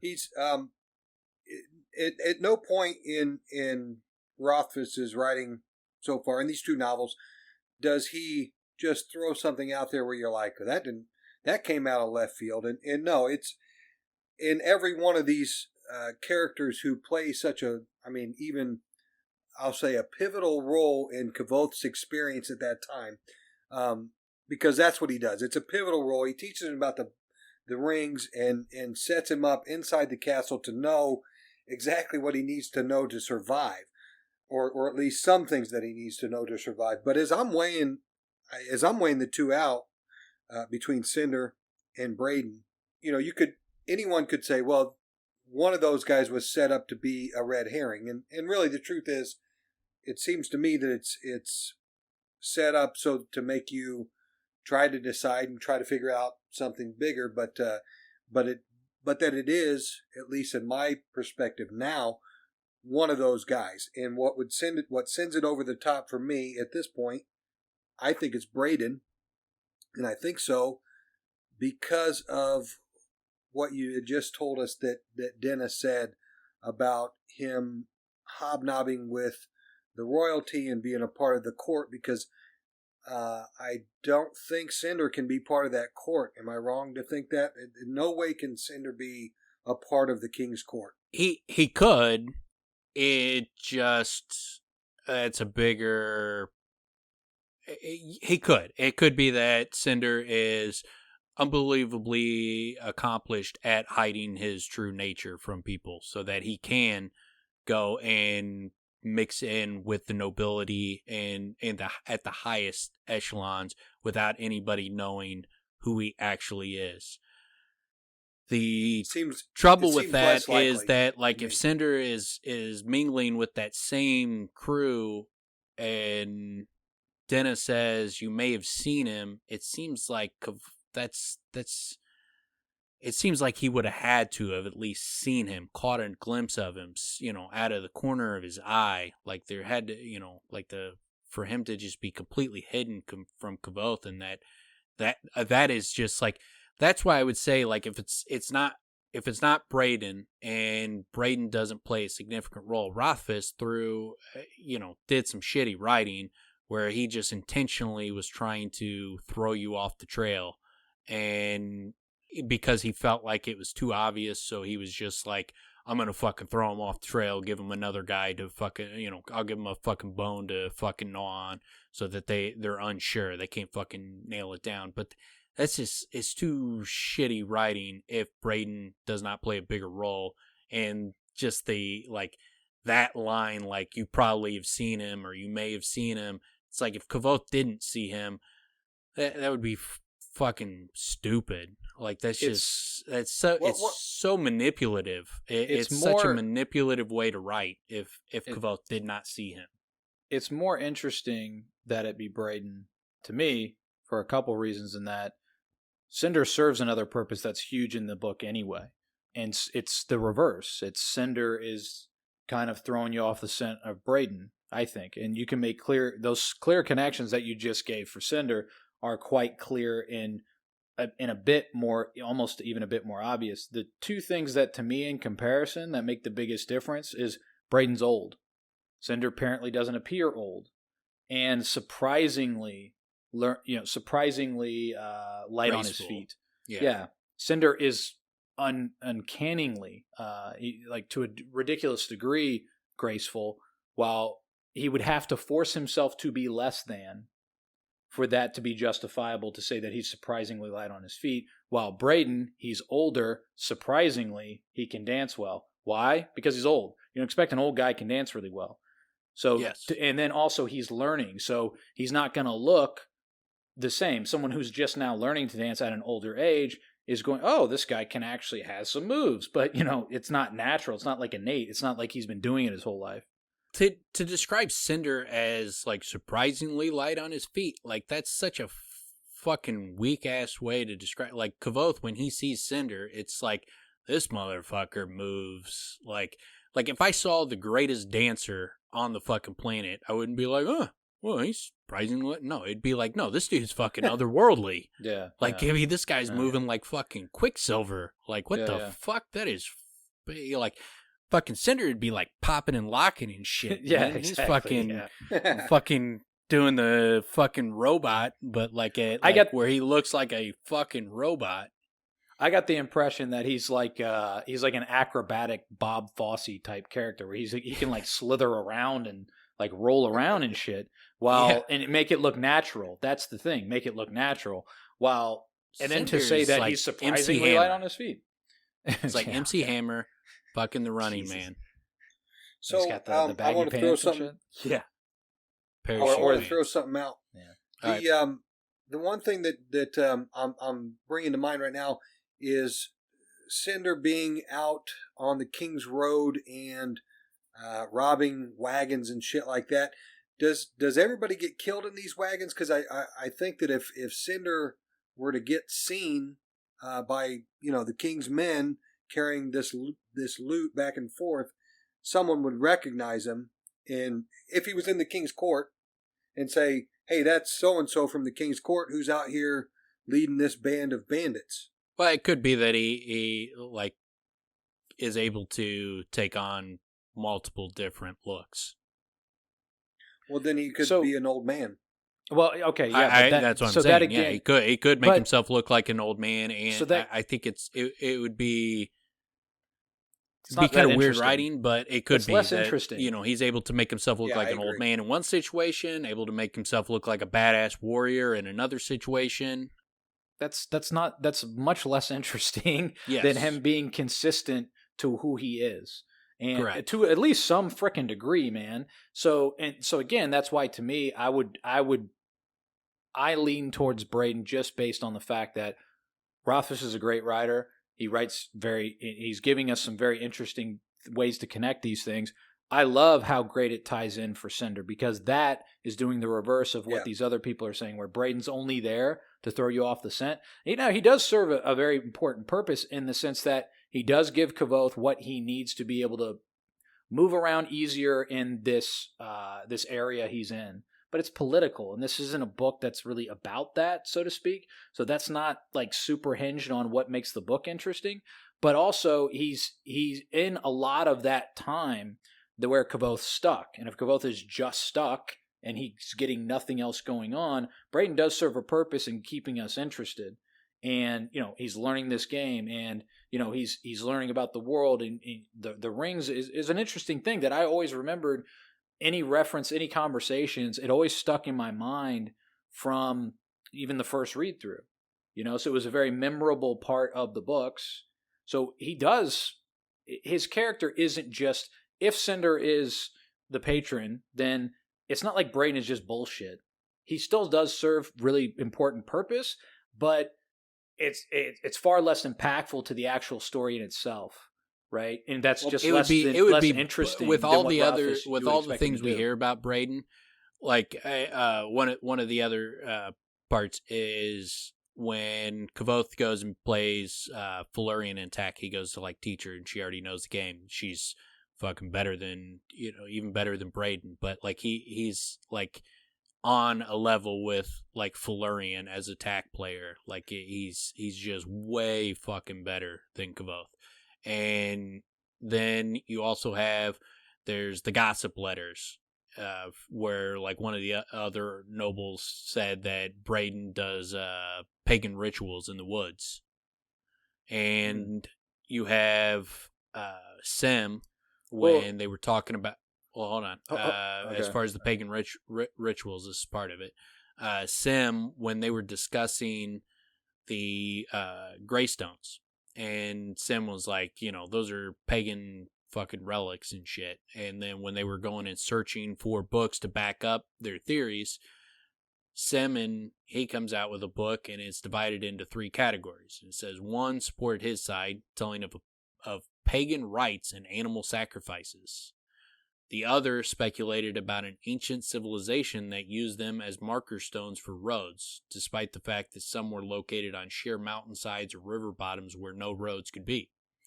His final book was interesting for other reasons. A pair of matched stone monoliths with a third across the top, Simon read. The locals referred to it as a doorpost. While the spring and summer pageants involve decorating and dancing around the zone, parents forbid their children from spending time near it when the moon is full. One well-respected and otherwise reasonable old man claimed, Sim broke off reading, "Whatever," he said disgustedly and moved to close the book. "Claimed what?" Willem asked. His curiosity piqued. Simon rolled his eyes and continued reading. "Claimed at certain times men passed through the stone door into the fair land where Felurian herself abides, loving and destroying men with her embrace." Now, the reason I think that's important, that he's described as doing pagan rituals, and there's stories about the Greystones that people do pagan rituals around them, is I think that would explain how he's traveling from point A to point B, so easily. Like that when she's at the Mothin farm, there's Greystones right there at the Mothin farm. So it could be that, he pops in through these Greystones, and then the way he was able to get out of Traben, like he beat her and then left her there and then got out himself. If he's this fucking old wealthy man with a fucking cane, how the fuck's he just walking out of fucking Traben? Like, I mean, he's not fucking just doing that. So, like, how does he get out of there? It could be that he's fucking traveling through these fucking portals, that he's going through these Greystones, and he's using them fucking to travel from point A to point B, and that's how he's getting around. So, like, whether it's Cinder or it's Braden, like, it's got to be that they're traveling through portals. Like, I mean, it can't be just they're just walking walking from point A to point B on foot. That also creates a connection. Is anyone... Go ahead, Tim. I was just going to say that's another connection for Denna and Braden we just talked about it. It feels like Denna at some point spent some time in the Fae. I mean, she's got the Jack in the Box franchising, so yeah, she obviously spends a lot of time in there.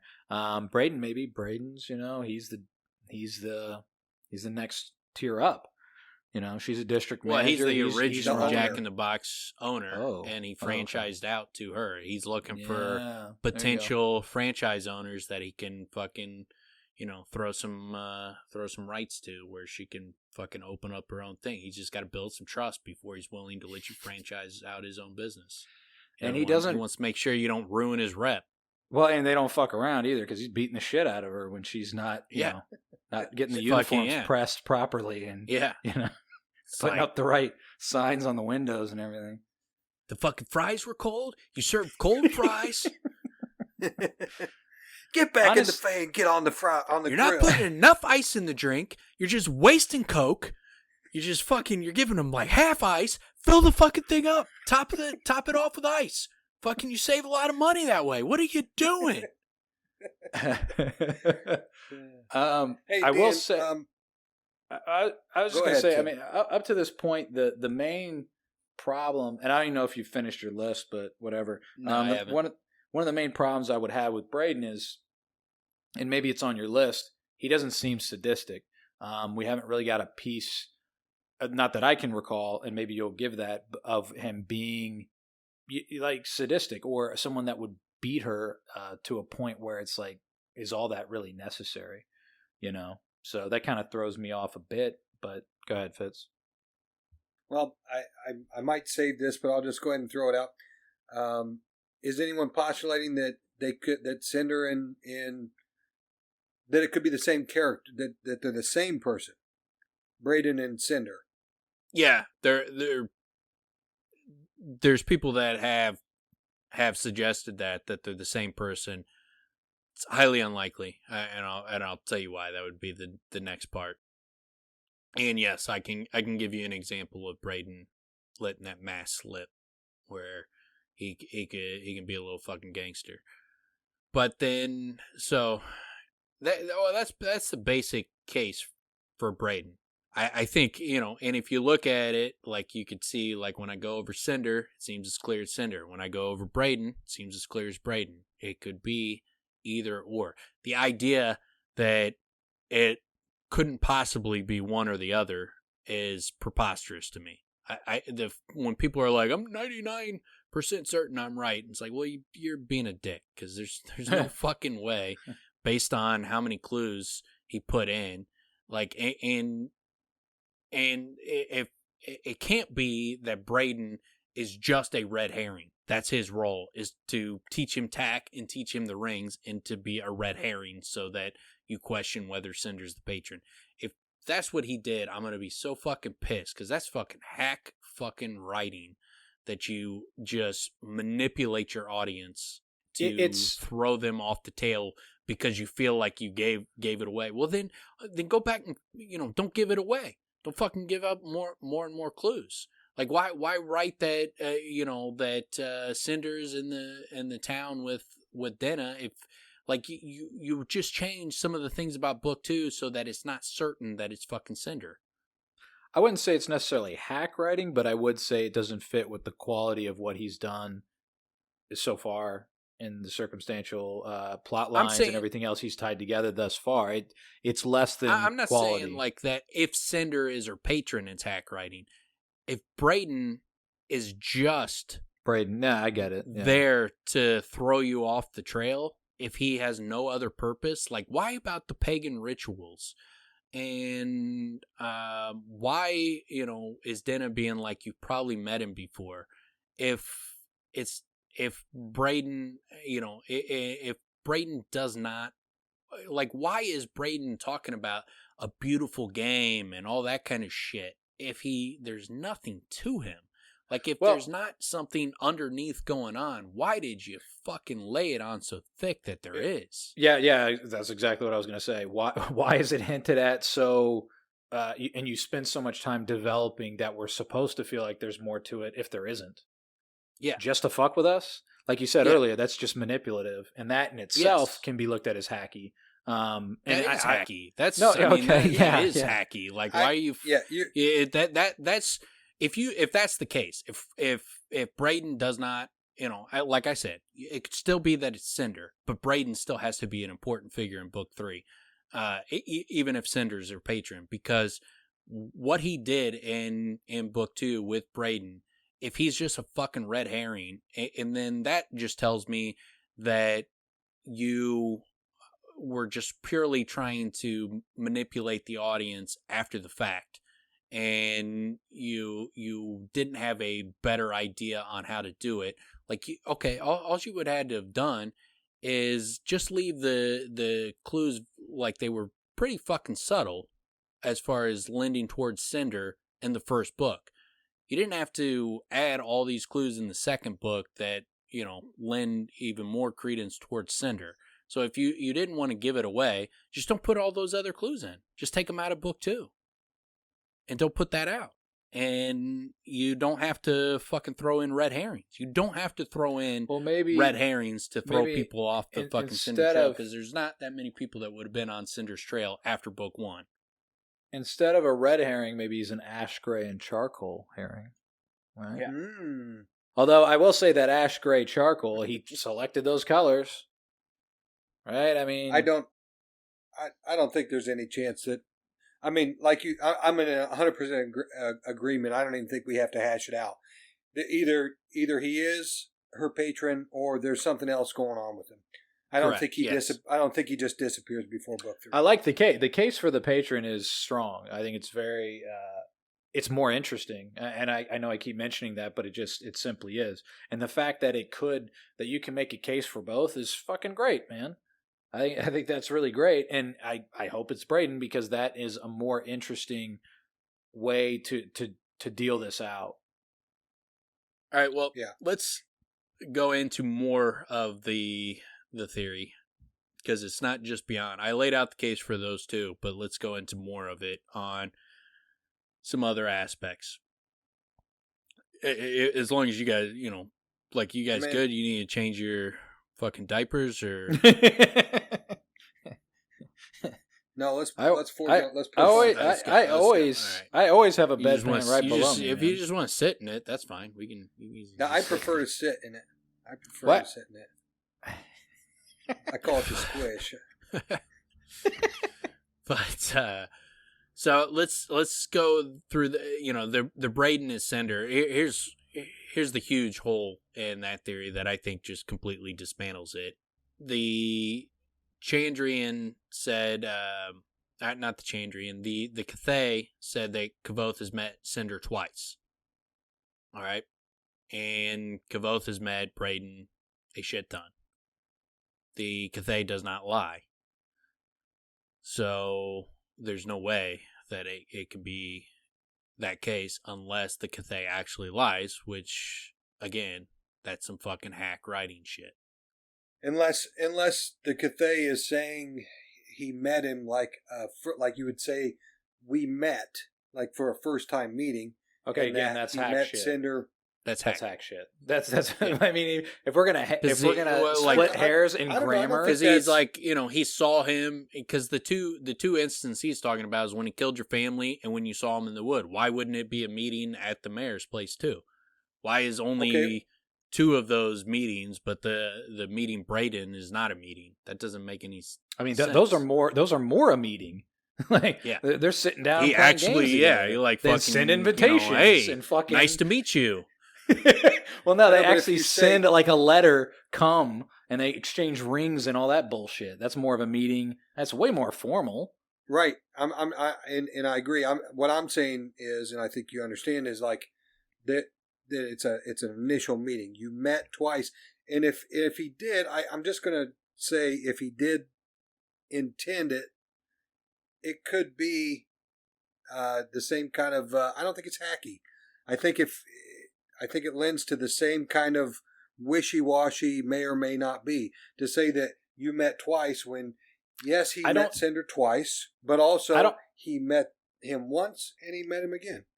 I don't think the Cathay gets. I don't think the Cathay gets to be. When he killed his family, he met him again when he meets him as Braden. He meets him again in the woods. That's when not you meeting him twice. It's meeting him, and it's not like. He describes it as like a twice in a lifetime experience. That is not how you would describe his interactions with Braden. They spent a shitload of time together. Also, when you lend so much importance to what the Cathay says and how they everything they say always becomes true and all that, and then you're going to make it this sort of ethereal, like where you can dice between what they're actually saying, that's not consistent. And if you have to, I mean, if you're going to lend all this importance to what the Cathay says and then make it not be consistent, what the fuck, man? Talk about manipulative. It's like, so what are we doing then? Like, so you could just use this, because that Cathay is an extraordinarily interesting literary tool that he's created here. And then if you're going to make that inconsistent, fuck yourself. Like, what the hell, man? Because seems like a lot of what the Cathay says is ethereal. A lot of what the Cathay says is not concrete or have any kind of, set rule on what it means. His words. He's always speaking. He's trying to send you down the wrong path. So he will tell you the truth, but he will do it in a misleading way. I don't see how you can say, like, you've seen Cinder twice. And the reality is that he's seen Cinder 25 times. Right, but he said, did he say met? Is the wording met, or is it seen or come in contact with? How's it said? I don't remember. I don't know. I'd have to fucking look it up. It does not come across as like that. Even if it was met, like you've met him twice, like.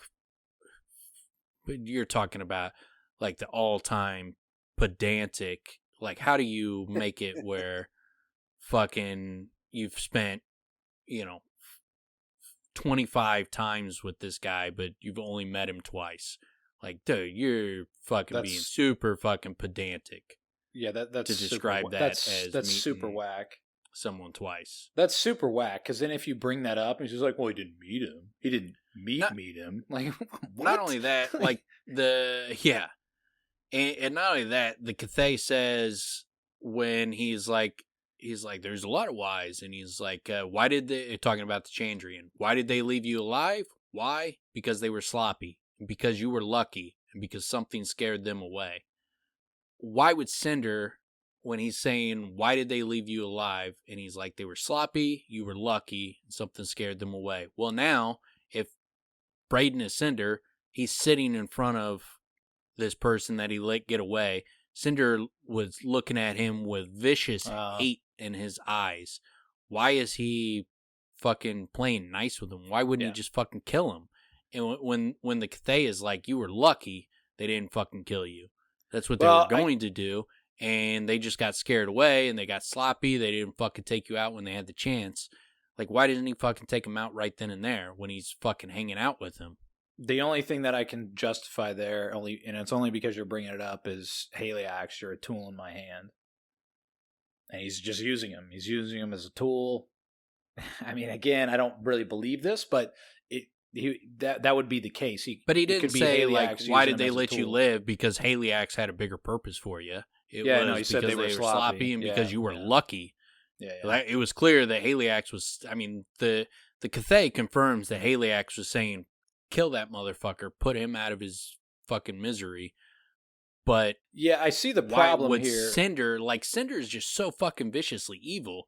Like, why wouldn't he fucking just get, like, if Cinder is Braden, like, holy shit, did Rothfuss fucking throw us off the scent by making Cinder a sadistic motherfucker, and Braden is this super fucking cool fucking dude. Like, calm tack player. Like, Cinder would throw the table in the air and rip his fucking throat out. Yeah. You know, like, Cinder is like a psychopath, and Braden is not a psychopath. Yeah, so it doesn't make sense. Well, I was going to say, it seems quite easy to me to say that they can't be the same, because to justify it, it's just not very good writing. No. It's an interesting idea. You can massage it. Like, I mean, okay, like you could. Yeah, but if you massage it, it's not very good writing. It's like, man, that's some shit storytelling if they're the same. Exactly. Person. So to me, massage is so good that at the end of it just shits itself. Yeah. Well, that's the censure to me, because after you fucking shit yourself on that it's the patron to begin with, then you're gonna shit yourself fucking because it's so bad. You don't want to fucking add surprise shit on bad shit. That's just... No. You're asking for fucking trouble. We only want the good shits, not the bad shits. That's a bad shit. Yeah, you want... Surprise shits are great. Fucking surprise shit mixed with bad shit, that's just shit.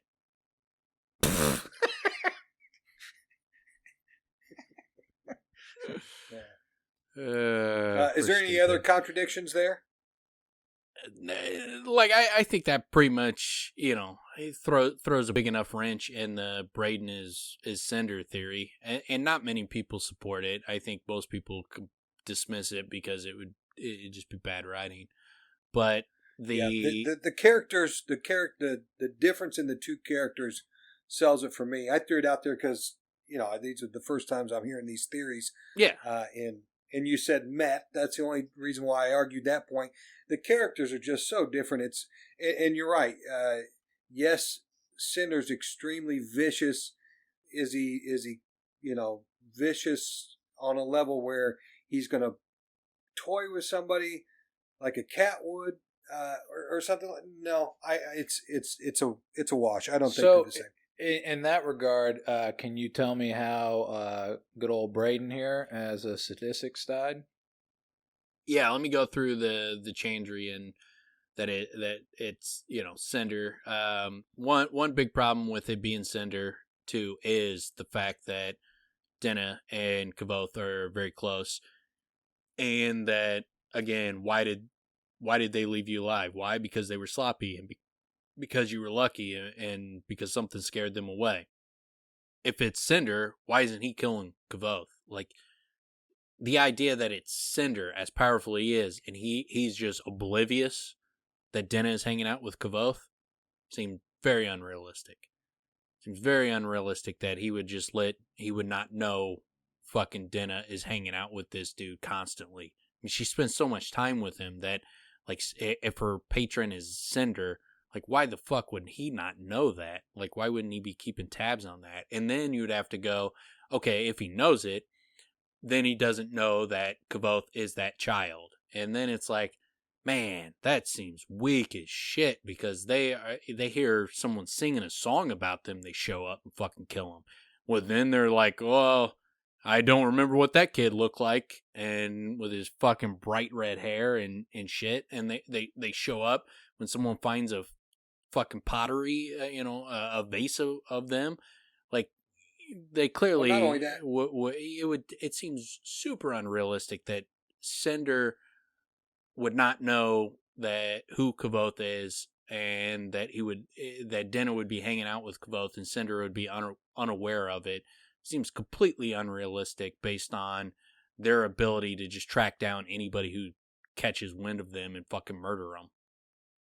I'll double down on that, Dan, because if Cinder was the Ash, right after we know that Cinder's been around as Ash, also having killed the wedding party, Kavoth is talking about how he's looking for the Chandrian. He admits that right here in this chapter, that to Dinah, that he's okay. Yeah, the reason I actually am here is because I expected to see the Chandrian. Yeah. If Cinder's the patron, I see him swooping in right there and cutting Kavoth's head off. If he doesn't know that he's the boy from way back anyway. Yeah. I don't get the. It would just seem super weird. Now here's what could save it. Where it could, like, to me, like, I think that, those kind of things rule out Cinder to me. I mean, it doesn't rule it out. I mean, it could still be Cinder. He could write things that I don't anticipate, but, like, when I look at it, like, it seems pretty fucking hard to make it Cinder based on what we know. Like, he's, like, Dinner's fucking spending that much time with fucking Cinder. Like, I don't know. Like, I mean, she could fucking spot a lie from Kavoth. Like, I don't care what she wants from him. Like, she's with a psychopath. Like, Cinder's a fucking psychopath. Like, yeah. I mean, he's really playing a role here. After the fact, be like, well, he's a psychopath, but he hides it very well. Like, well, I was gonna say, that's not really psychopaths. Like, psychopaths, that's maybe a sociopath, but not a psycho. He's a fucking psychopath. Well, not only does he change the way he looks, he's fucking Meryl Streep, this dude. Like, yeah, he's the fucking greatest actor Laurence ever. Olivier. Like, yeah, this dude. And again, it consistently comes back to it's not as interesting writing, and I think that's a good way to depend on what the theory is probably that's going to hold more water to be true is the one that's more interesting than the one that is not. Now, it could be though that Braden is working for the Chandrian. And so Cinder and Braden are working together in tandem, or that he's just working for the Chandrian. So it still could be that Dinah is working for the Chandrian's purpose, and that Braden was a spy at the Moth Farm for the Chandrian, that Braden is having her create a song that glorifies Lanre for the Chandrian. It could be that Braden is working for the Chandrian and not, it's still Braden, but he's working for the Chandrian. That could be the case. If that is the case, then he's purposefully setting Kavoth up for failure as far as his dealings with the mayor go. Would you agree? The reason why I say that... No, I don't think, because he doesn't really set him up. Like, he teaches him some things, but he doesn't really, like, push him one way or another in any direction. So he doesn't seem to be manipulating Kavoth. Like, if anything, it seems like Braden is trying to awaken Kavoth to the bigger picture and a bigger game, and to lift him up. It seems... Right, he wouldn't be doing that. Much more evident that he's trying to lift him up than to bring him down. Right, no. I'm saying if he works for the Chandrian, though, I have to think that the Chandrian, in some aspect, if Kavoth comes back in their path, they're going to annihilate him if they have the chance. Especially after this last time on the road, meeting Cinder the second time. But this all happens prior to that. But anyway, I'm just saying the things that, again, Braden's pushing Kavoth in a certain direction as far as being, and I can't remember all of it, but I know he doesn't push him really at all. He's teaching him how to be. He teaches him to play a beautiful game is what he's trying to teach him. But he doesn't he's not as far as the mayor's concerned, he doesn't really do much of anything. He doesn't give him a lot of advice or anything like that. He's not really pushing him as far as the mayor is concerned, or to go do this, don't do this, like that. There's none of that going on. He's more trying. It seems like it's more like Elodin trying to teach Kavoth how to open his sleeping mind. That's more like what Braden seems to be doing. Let me teach you how to play the bigger game. There's more to this, more subtlety, more grace to this. Yeah, it seems like he's greasing the wheels to let him move throughout this world more gracefully, right? Yeah. To make it work easier. He's not really influencing to move in one direction or another. It's just more he's informing him of how things work. Now, it could be that Braden is trying to lift Kavoth up so that he's a greater challenge. That he's working for the Chandrian, but he's not reporting to Cinder that I'm fucking with Kavoth. He's just one of their agents of chaos, and then he sees Kavoth and he likes fucking with him. He wants to fucking lift him up so that when he brings him down, it's a better accomplishment, that it's more fun for him. Because he wants to win a great game. He doesn't just want to beat Kavoth. He wants to fucking beat Kavoth at his best. So it could be something along those lines, is how you could still make him kind of a bad guy. But the reason he's trying, seemingly in the story that we see in book 2, that he's lifting him up, could be that he's lifting him up to bring him down. He wants a great foe to fight. I don't like that theory. I don't think that's likely. And it also, another aspect of it, it could be that he's playing the fields. He's helping the Chandrian in one aspect, but in his own mind, he's fucking Machiavelli, where he's playing everybody. He's he's the Chandrian think he's working for them. The Emir think he's working for them. Everybody thinks he's working for everybody, but in his own mind, he's playing everybody. It could be something as that guy's, Littlefinger or something like that, where he's a fucking ultimate manipulator, and he's fucking with everybody. So it could be a situation along those lines. But the other couple aspects are, you have let me go to the one where Tim was asking, as far as Braden kind of showing his hand as a fucked up dude, or that he's got kind of possibly a dark fucked up side. Okay, so here's the part where Braden kind of shows his teeth and gives you a reason to believe that he could be a guy that would be fucking beating Dinah, maybe for her own good or for whatever reason. He's playing that beautiful game. But when Kavoth and such a beautiful game. Yeah, fucking beating a little fucking girl, man. So beautiful. What a beautiful so game. Beautiful. The slow game he's playing. Really, it's like fucking Monopoly, man. You just playing with little kids. You smack them around. Fucking pay me. Park Place, bitch. A smack in the face. Smack them upside the head. A smack in the face. Ruthless. A smack in the face is a house. A hotel is when you really get deep in there, and it's she owns it, and you get the real estate in her mind. No, I just meant more the psychological ownership is the hotel on the property. Speaking of hotels, this is kind of a disturbing fucking analogy. Why don't you go fucking tell your pimp that? Hotel? This is kind Baltic Avenue is just kind of like an open close. Yeah. Just a little swat. Yeah. Because it's only like $60 if you land flick on it their with ear. house. You just flick their ear. So Marvin Gardens is getting hit with a Cadillac. Yeah. Getting thrown in the trunk. That's Marvin Gardens. Yeah, you don't want to play Monopoly with us. It's a violent game.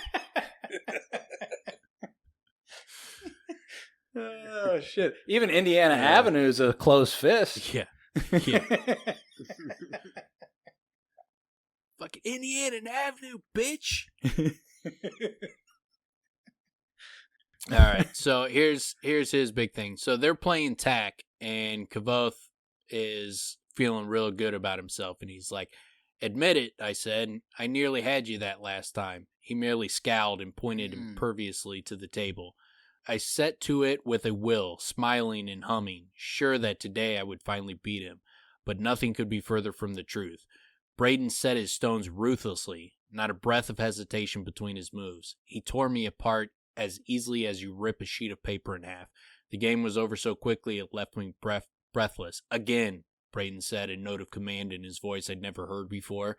I tried to rally, but the next game was worse. I felt like a puppy fighting a wolf. No, I was a mouse. I was a mouse at the mercy of an owl. There was not even a pretense of a fight. All I could do was run, but I couldn't run fast enough. This game was over sooner than the last. "Again," he demanded. And we played again. This time I was not even a living thing. Braden was calm and dispassionate as a butcher with a boning knife. The game lasted about the length of time it takes to gut and bone a chicken.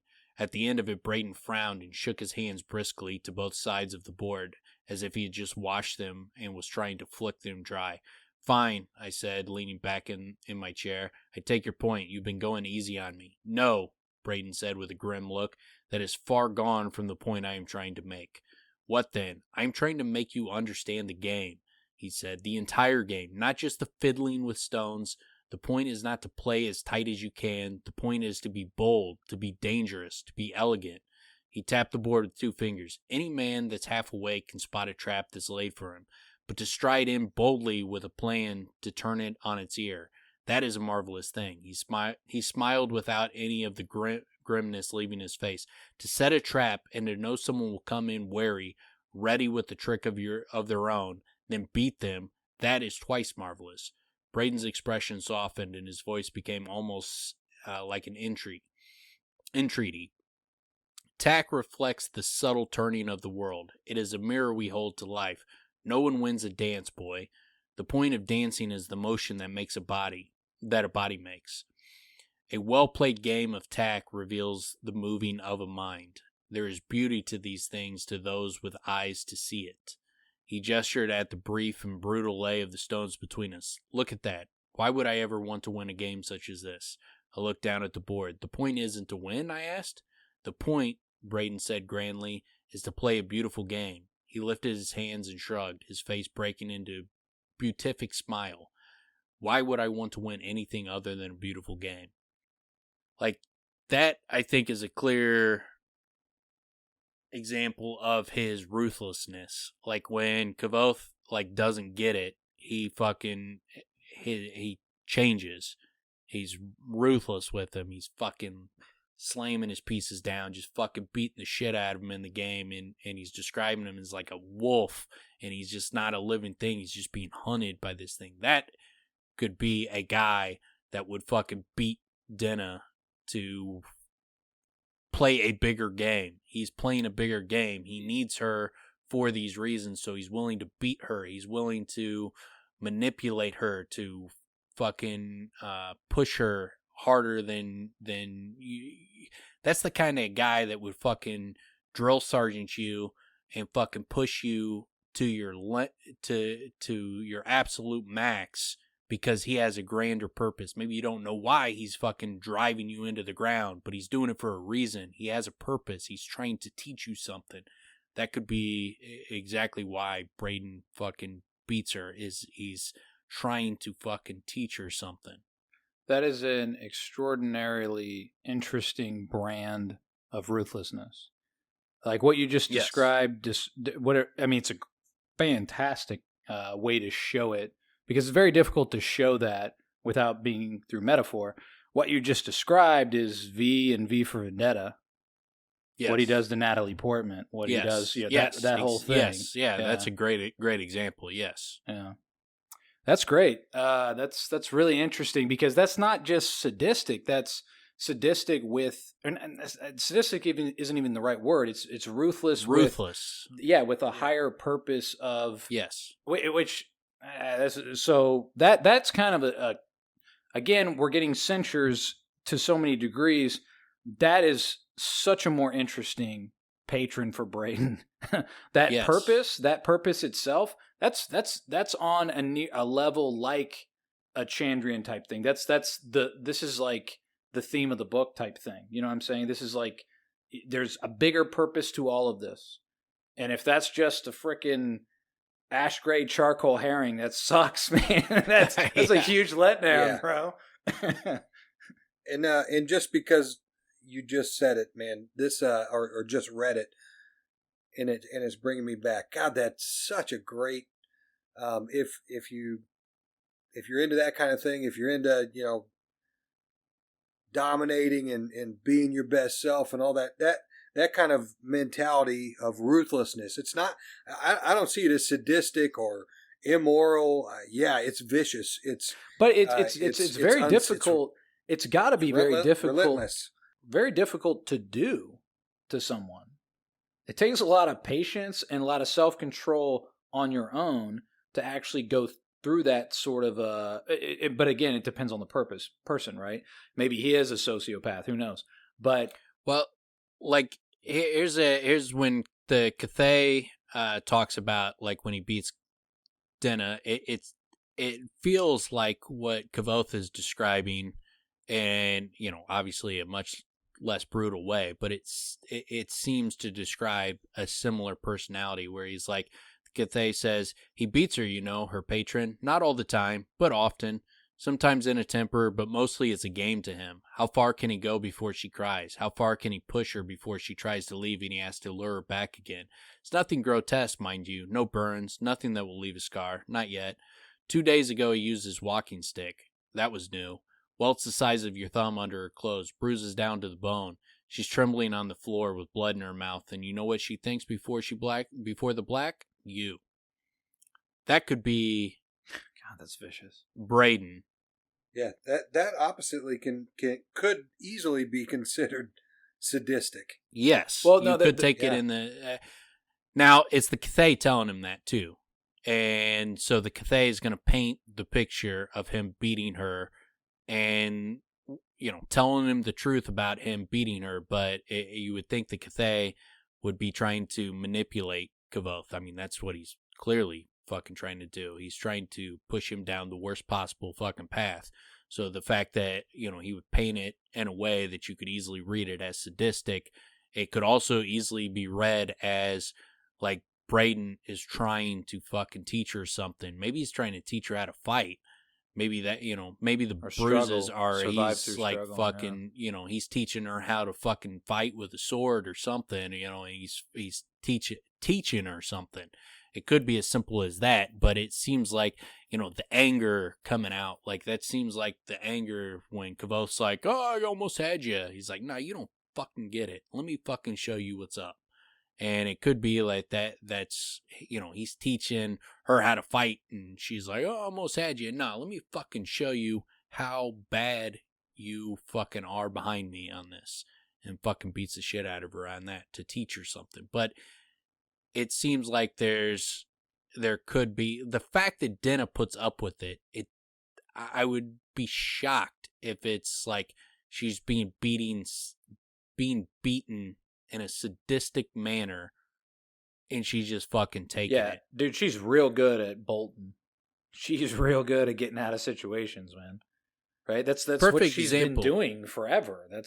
Yes. Yeah, she fucking runs when fucking shit gets bad. And a perfect example is like when Kvothe and Denna are talking about, like, Kvothe they're sitting in a river, and they're sitting on a rock, and they're kind of fucking talking, and Kvothe's trying to figure out how he's going to broach the subject of her patron beating her and how to, talk her out of being with him. She sees the marks on his back, and she's like, what's up with that? And he's like, I got whipped, I got whipped at the University. 3 times or whatever. And she's like, well, there's more marks than that. And he's like, I've been whipped multiple times. She's like, they beat you? And he's like, a few whippings won't fucking turn me away. And her reaction to that was like, yeah, no, I can understand that. You have a bigger purpose in mind, so you're willing to take a few lashes. But her reaction to it is like, they fucking beat you? And it's only when he's like, a few whippings is not going to keep me from getting what I want. And she's like, yeah, no, I get that. I totally get that. But it's not like she's given the impression that she would just fucking take a beating and deal with someone who's just fucking sadistic and who's just a psychopath that's just fucking beating her. Like, I took that as she's kind of throwing his words back in his face because she was. So 100%. I'm fucked up. I'm fucked up because my patron beat me. You don't know what's behind that. You don't know what it is. And just like you said. Now, granted, Kavoth didn't bring up her patron, so she preempted him. Like, it was Kavoth when he started talking about that he's willing to be beaten. Then he, in his own mind, he was like, well, shit. Now how am I gonna fucking turn this around? Because now she preemptively threw it back in his face. But I don't get the impression that Dinah would just fucking be dealing with some sadistic fuck and be willing to be fucking tortured. I think, if it was for her own good, even if it's, quote unquote her own good, I think there would have to be reasons behind it, a justification for the beatings. It can't just be he's just beating her because he's a dick. And that seems like what Cinder would be doing. Yeah, and again, she would bolt. She'd leave. Yeah. She'd find a way out. She's an expert at that. So, yeah, all of that. Again, it's better. It's more interesting the way that it's being described as Braden as the patron, and I like the comparison of. Yeah, I like that comparison of him beating her like it's a it's a teaching moment, so to speak. There's bigger things at play here. Now, I can definitely see why in this chapter he did it for her safety, but other than like maybe teaching her how to fight or something, I can't piece together why it would be beneficial for Denna to get beat. Think about it like this. I mean, Tarbean was a son of a bitch for Kavoth. Why did Rothfuss do that to him? Why did he have him go through all that suffering in Tarbean? Well, it makes him who he is. Because he's sadistic. Yeah, yes, the author himself is just... fucking, he's Cinder. That's who Rothfuss is. Now we figured it out. He's not Manette, he's Cinder. That's why Kavoth's like going through all this torment and torture. Rothfuss is a sadistic fucking dude. Fucking nailed it, finally. Figured Rothfuss out. Wouldn't it make more sense that he's Haliax? I mean, more than anything else, but yeah. Nah, he's Haliax's bitch. He's like... He has enough self-reflection that he's like, all right, yeah, I'm not the man, but I'm the man's man.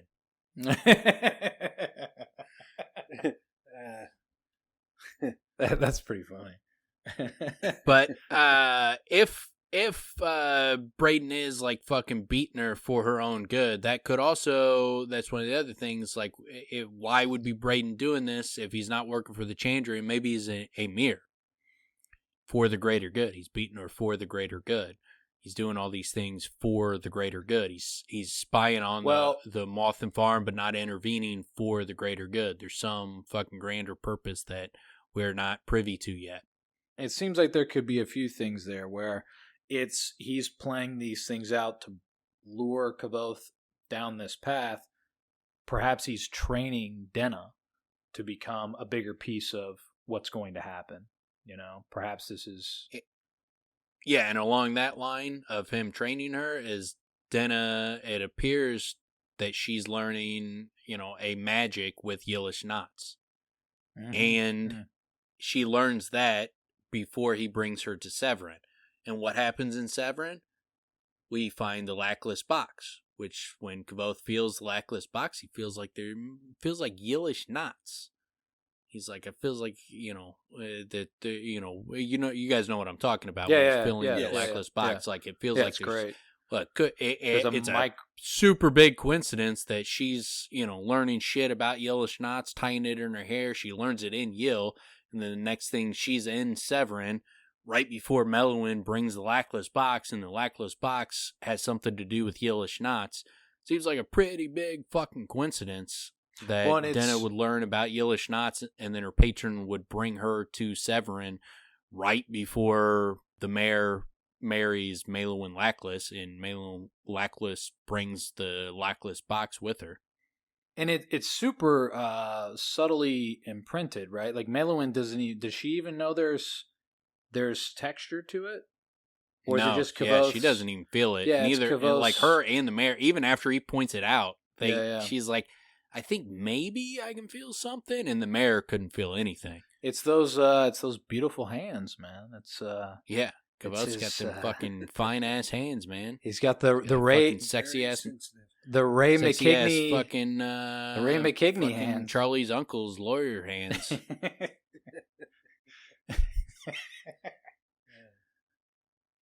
But I don't think that the fact that she learned Yillish knots before she went to Severin and the Lackless box shows up after that, I don't think that is coincidental. No, yeah, it's fucking all part of a plan, man. And I keep envisioning there's going to be a situation, and I know it won't happen like this, but I almost feel like there's going to be a situation when they're in a room and there's Ari, Kavoth, Denna. It's like everybody that could be part of solving this riddle are involved. You know what I mean? And it just could be. It just feels like it's going to all come to a head, and he's going to have to sacrifice someone that he doesn't want to have to sacrifice, but it's going to be the most awful of choices, and he'll just have to make it.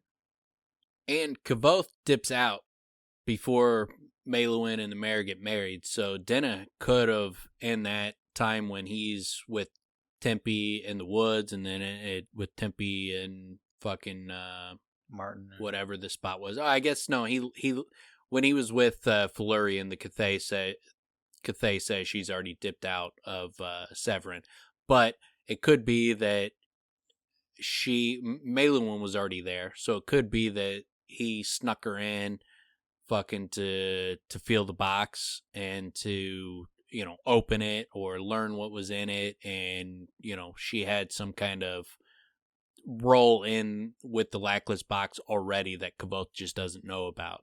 There could be something along those lines. I mean, that's just pure speculation. There's no evidence for it at all, none.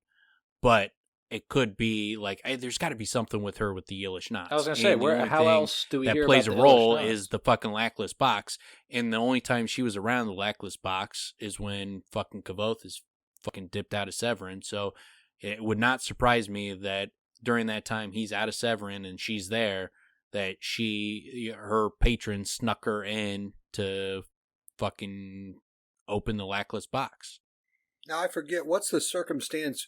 Why does Melwyn even show Kavoth the box in the first place? Because they don't know what the fuck's in it, and they're hoping that he might be able to explain it to them. The ultimate mystery family heirloom from the beginning of their family, and it's a fucking big deal. So they just hold Kavoth to that high of esteem. They think he might be able to figure it out. Yes. Yeah. Yes. So maybe that's the play where. Which, by the way, that Kavoth can get close. By the way, she's very skeptical. Melwyn's very skeptical even though the mayor's vouching for him and he's in the room, she's very skeptical up to the point that Kavoth shows very quickly his intuitiveness and how he starts to piece things together. She's like, how the fuck he would know these things? And I mean, it's impressive. Kavoth he fucking kills it, man. That's one of those moments where it's like he's not on a stage, but goddamn, dude, he performed extraordinarily well. So you could tie the Yillish knots and the Lackless box and the timing of that. You could have there could be something to do with the Amir on that. The beatings could be for the greater good. I mean, that's straight up Amir type of shit. You could also have that, she's learning secret things. Like she's like, I'm learning things they don't teach you at the university. I'm learning secret things. Could be that the Amir are teaching her secret things. So Braden could there's enough things along those lines that would lend you to believe that it's possible that Braden could be the Amir. Also, the Cathay says the mayor is close to the Amir. And if Braden is Amir, he's there, and Kavoth is, and he tells Kavoth, like, stick close to the mayor, he'll lead you to their door. Could be that Braden is the reason he's like, stick close to the mayor, because Braden's near the mayor and Braden is Amir. So, by the way, could be. And the people who believe Braden is her patron, most of them believe that he is Amir. I don't, but most do. It's interesting. It seems like the first rule of the Amir is you don't talk about the Amir. It's very right. I mean, it smacks of that, because every time it's like, I mean, try to picture how that initiation works out. It seems like there isn't one. It's just, they all have this inner working and nobody fucking talks about it. Nobody, it's a crazy secret society, which isn't even a society in that no one says that's what they're part of. Well, shit. It seems like you're born now in it. Braden is fucking Cinder, but Cinder's like Brad Pitt to his Edward Norton. Nah. There you go. So, yeah. I guess if he wanted to go Palahniuk on this, then that explains why one is sadistic and the other isn't. Like, he thinks they're two separate people. He doesn't realize they're the same person. God damn it, Rothfuss. You fucking got us, man. He's just doing fucking Fight Club. And that's why she's all bruised up. He's fucking, don't talk about Fight Club. And he's just fucking beating the shit out of her. Because he she's fucking just likes to fucking fight, man. Well, and it's voluntary. She's in Fight Club. Yeah. So it's a voluntary thing. She's in thing. fucking Fight Club. She just can't fucking talk about it. Don't talk about Fight Club. He just did fucking Fight Club. So he's doing fucking Mario Brothers. He's doing fucking Lone Ranger. And he's doing Fight Club. Like, what the fuck is this book? You don't know where I've been, Quoth. Yeah. You don't know where I've been. Yeah. So whatever cultural references we can make in our mind, he's ripping off. Yeah. Oh, no, wait. But again, they're homages, remember? He's not ripping them off. They're all homages. He fucking homaged it. It's homaging everything. Homage here, homage there, homage everywhere. So I'm curious. Here's a big hole. Hold on. Here's a big hole with the Amir. The song paints Lanre as a hero. Oh yes, does not seem very Amir for her patron to create a song that paints Lanre as a hero. Like, I mean, you could come up with a reason. Rothfuss would have to come up with a reason in book 3 why they would want to do that. I mean, it could be something like, Kavoth's parents got killed for telling the true history, so they want to put out a false history so people stop getting killed over this shit. It could be something like that, but that's stupid. That seems weak. If he goes that route, then I think he'll have a better. He's more clever than I can come up with off the top of my head. Even though I've thought about this shit for years, but I can't think of anything on why the Amir would paint Lanre as a hero, as a tragic figure, on a story, on a song that's gonna fucking roll through forever. Like Kavoth, when he talks about that song, he's like, yeah, you guys have probably heard of it. It's a famous song now. Well, like you said, or like we've said with Ilian, I mean, he wrote Sir Savian. It just changed the names, man. You don't have to recreate the story and tell the story just in the opposite direction, man. Yeah, that's not necessary. Unless, what are you glorifying to get to hobnob with him to get in the group and then cut his throat? Is that the idea here? Well, it'd have to be some kind of a weird twist. If he is a mirror, there's some kind of a weird twist that there's something we're missing, because there's got to be a massive thing we're missing, because that song doesn't make any sense with the Amir. That's what I mean. It's that doesn't make sense. So here's how I can fucking I can put it together, and here's my favorite theory. So we'll talk about, like, could her patron be an angel? I don't think it's an angel, but let's just fucking put that out there. And I think it's close. I think this is close. I can entertain that. Yeah. I'm sure Fitz is into the everybody's an angel. It's fucking Telu. It's fucking Telu. I knew it. It's fucking Telu. And he's Scarpy, and he's Adamanthe. Yeah. Probably Felorian. I knew it. Everybody was Telu. I knew it. But the chronicler says he kills an angel, and if Dennis' patron is an angel, that would give very good reason to why he would kill an angel, first off. Like, because her patron's beating her, and he would fucking kill the person who's beating her without a fucking second thought. If it's an angel, he would not give a shit about what the reasoning is. He would fucking kill him. He's got a fire burning for this dude. He's ready to fuck somebody up. It's been building for a while. Yeah, so if he killed an angel, that would give a very good justification for why he would kill an angel. Because we don't really have a justification why he would kill an angel at first. But he's like, he had to trick a demon to get his heart's desire, and he had to fight an angel to keep it. This is the face of a man who's killed an angel. That would make a lot of sense if it was, had to do with Denna. And I think it partly does, but I don't think this is the full picture, but I think this is close. But then Dennis' patron doesn't approve of her suitors. So he could be part of the reason he could be beating her is because she keeps straying from Telu's path. She's a fucking courtesan, and she's fucking, doing things that, Telu would disapprove of. He would think these are wrong. And Telu is the kind of guy that even the guys that accepted his path, he beat the shit out of them. He fucking smoked them with a fucking hammer.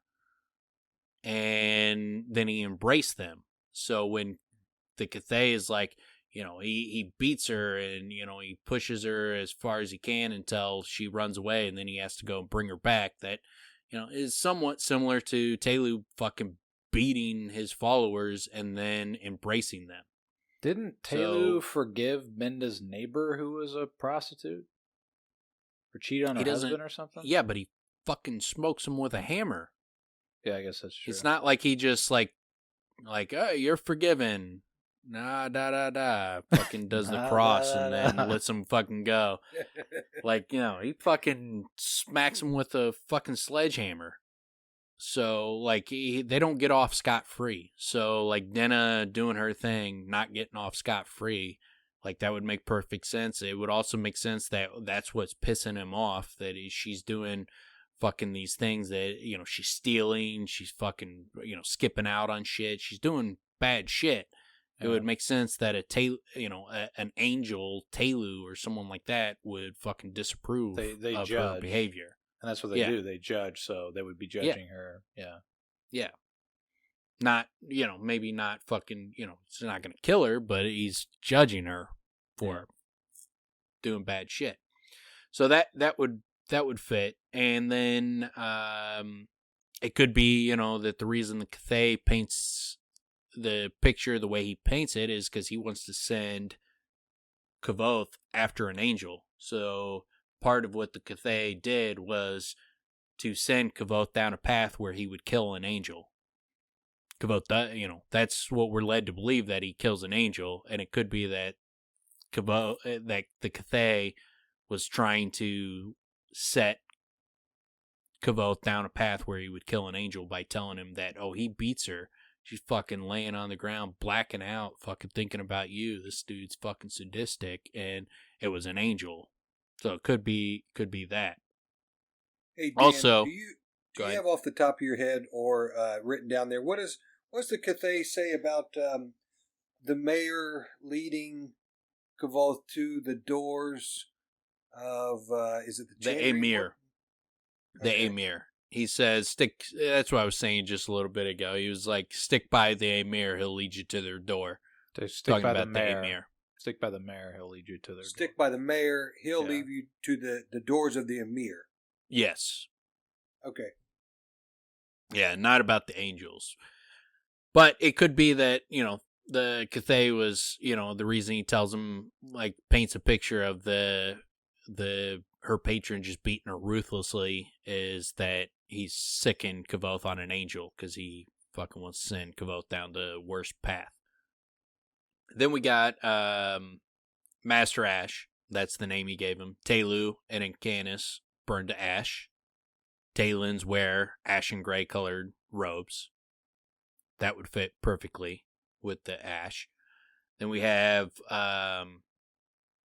it could be that the angels view the destruction of the 7 cities, like the Chandrian destroyed the 7 cities. It could be that they view those 7 cities being destroyed as a righteous punishment for their behavior, for them fighting wars and fucking killing people and all that kind of shit. They feel like they deserve punishment, but doesn't mean that they think what the Chandrian did also, doesn't deserve punishment. It could be that they view both sides as wrong. So maybe, when we hear about like Scarpi, not Scarpi, Celatos on one side with, Lanre and Lyra, we don't hear about Telu fighting alongside them. It could be that Aleph, and we don't hear about Aleph fighting alongside them. It could be that Aleph and Telu and those guys did not think that the people that formed the Amir were necessarily on the right side. Could have been that they felt like they got what they deserved, but the Chandrians still need to be punished for what they did. Both of you are wrong. So that could be a justification for why the song that Dinah ends up writing is it shows that what Lanre did leading up to before he became Haliax, they paint him as a tragic hero, is because they could see him as a tragic hero, and then they stopped the story before he becomes the fucking Haliax. And it could be because they felt like everything he did before he became Haliax was justified, and then after that is not justified.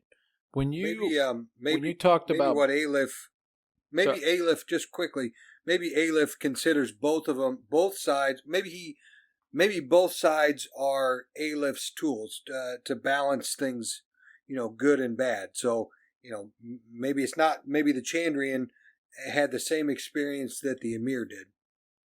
Yeah, I mean, I don't know, like how Aleph would see him, but it is possible that he thinks they're both wrong.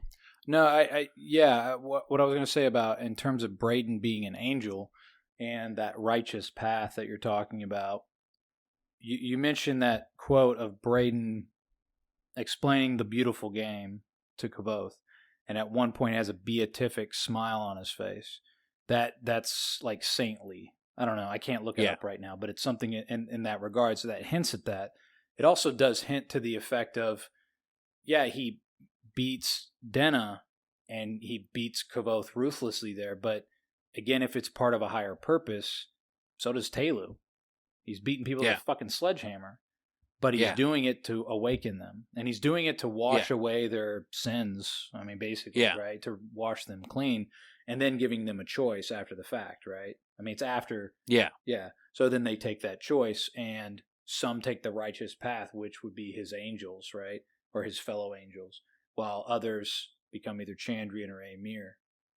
So choose to stay basically in purgatory, it seems like. And then the another part of that is the angel Cinder describes the Watchers. He talks about like when he's talking to Haliax fucking interrupts him when he's tormenting Kavoth, and he's like, "You're no better than a Watcher." Well, you could easily describe Braden, what he did at the Mothan Farm, as a Watcher. He's having her spy on them. He's fucking, he's watching what they did, but he doesn't stop what they did. And he, fucking comes out, like, after they killed everybody, he comes and fucking beats her so she can escape, can escape and not be blamed for it. But he just watched it happen. He spied on him. He's a Watcher. He's literally watching in this scenario. If he is not a Chandrian, then he literally just watched. Yeah, he definitely didn't. So, he didn't intervene. That's for sure. Yeah, Yeah, exactly. And so, which also makes it hard to believe that he's an angel, that he didn't intervene. He was there. He was there when it happened. So, like, what if he's an angel? Like, why didn't he fucking try to stop them and enact justice against the Well, Chandrian? doesn't Aleph say that he can't? That not that he can't, but tells Celatos that he's not allowed to enact justice on the past, or what he perceives as not justice. he's like, you can't go back in the past. You can't judge them for what they did before. From now on, we're judging. If you see them do some bad shit from now on, we'll judge things moving forward. We're not going to judge past actions. It's basically like we're wiping the slate clean and we're just working from here on out. But yes, Telu and the angels are definitely judging people. And I think that the angels, I think it seems clear that the angels are more than likely, I think it's not clear, but it's more than likely, in my opinion, that the angels are the ones that scared off the Chandrian. That after the Chandrian killed his parents, the angels were coming, and they were like, we got to get the fuck out of here. And so I think the angels are clearly judging bad deeds.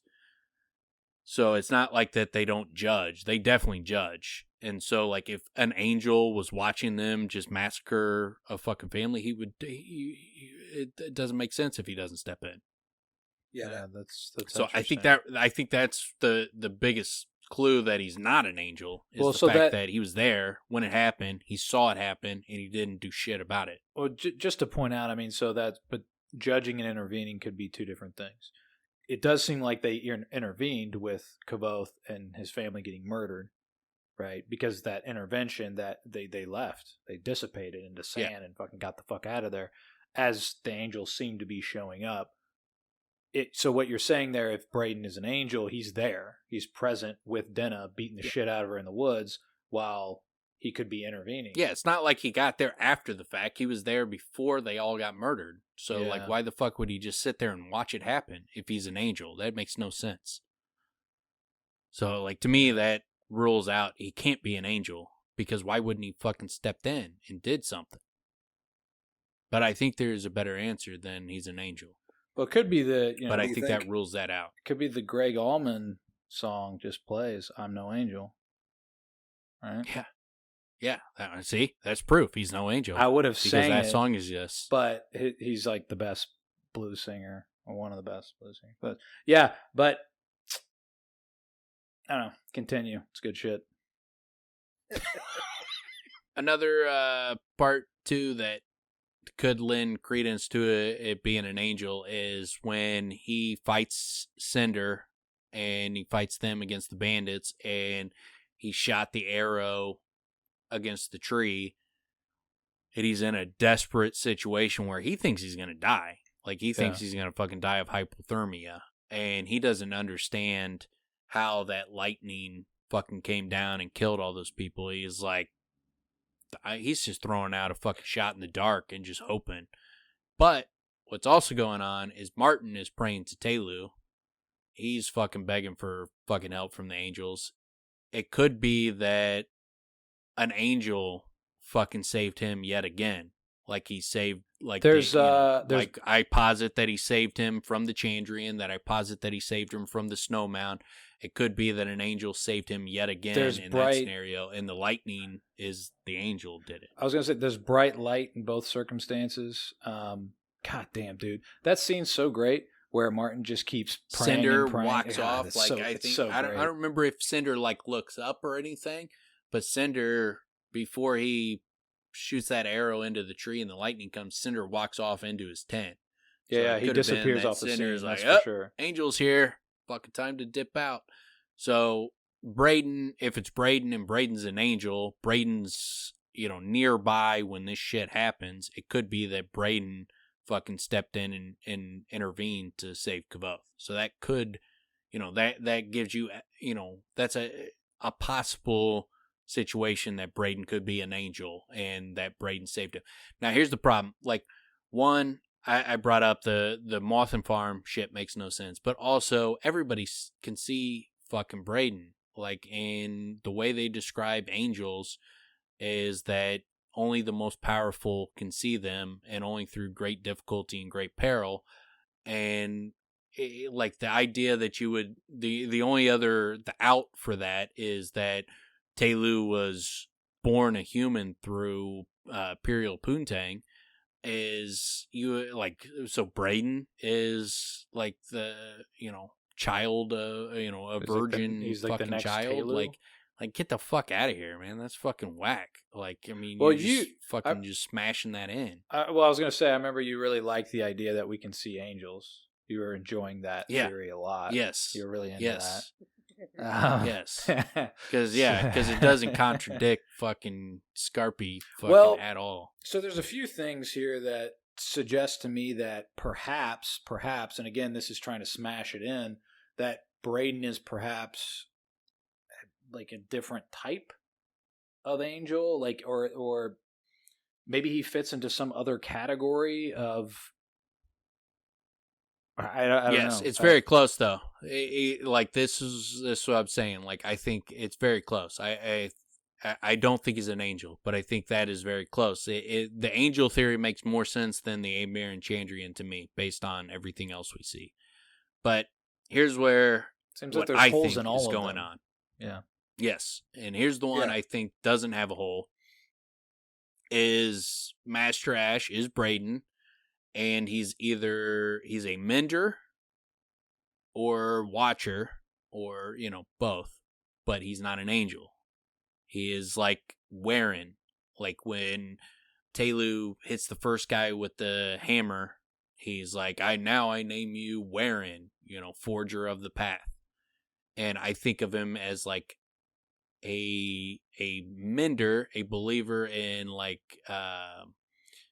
Telu as being, born of a virgin mother, that kind of thing.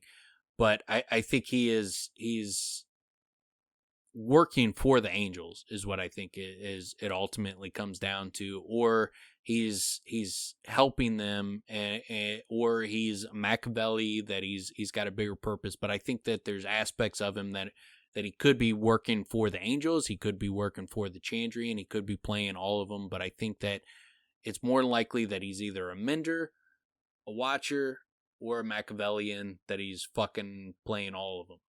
Who's but this? He's Sorry, who's this wearing again? This is one of the first guy that was the Telu, when he's like step across the line, yeah, and join me, and the first guy hit with the hammer, he's like, now I name you Warren, Forger of the Path. Yeah, but so they had different. Who was wearing prior roles. to? He was a sinner. What's that? Basically. Yeah, they were all sinners, and like the first guy that joined him, he fucking hit with a hammer, and he's like, now I name you Warren. It's like Jesus, like fucking, now I name you John. Wait, so your this name is John now. So this is the Bible too? So, it's Fight Club, the Bible, Mario Brothers, Tonto. Jeez. Yep. He ties it all in. But no, it just seemed like there was something more to that guy was it one of the people that Periel described or told Menda to have mercy on or something? No. There's, I mean, I don't want to give you guys tight on this shit. Like we Sorry. Go back and listen to episode 7. Like it's not a big deal. It's just there was the first guy that crossed the line. He fucking hit with a hammer. I'm not saying that this guy is wearing. I'm just saying like no. He There's described another category. like this guy came across. He's basically like became like a Telu's fucking right hand man, but a earthly man. Yeah, that's what I'm trying doing to his bidding. Yeah, that's kind of what I'm trying to see is this other category of individual, like a deity or something, like an apostle. Think of him as like an apostle. Yeah. Okay. And so like he could be like an apostle. So that could be the case, or he could be like a Machiavellian, that he's working all of them, that he knows about all the things, and he's fucking playing a deeper game, which would fit with his personality with Tack. But here's the big thing on the reason I think that it has to do with Telu or the Talens or the Menders. It has to is Puppet.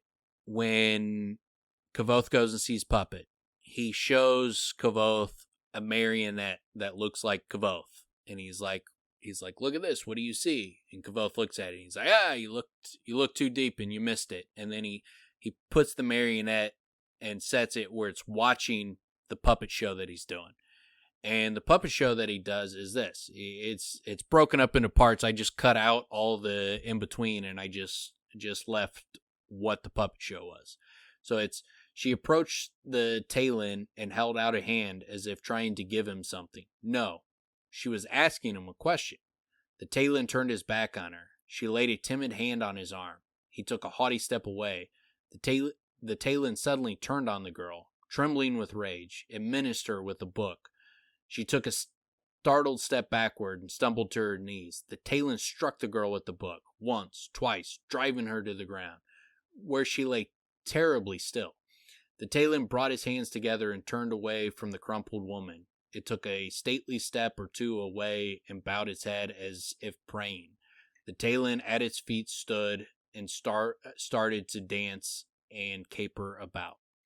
So, Denna, obviously, the reason she's with the patron is because he can teach her stuff. She mentions that to Kavoth. She's like, I need him. He can teach me things. There's a reason that she's with the patron. She wants something from him.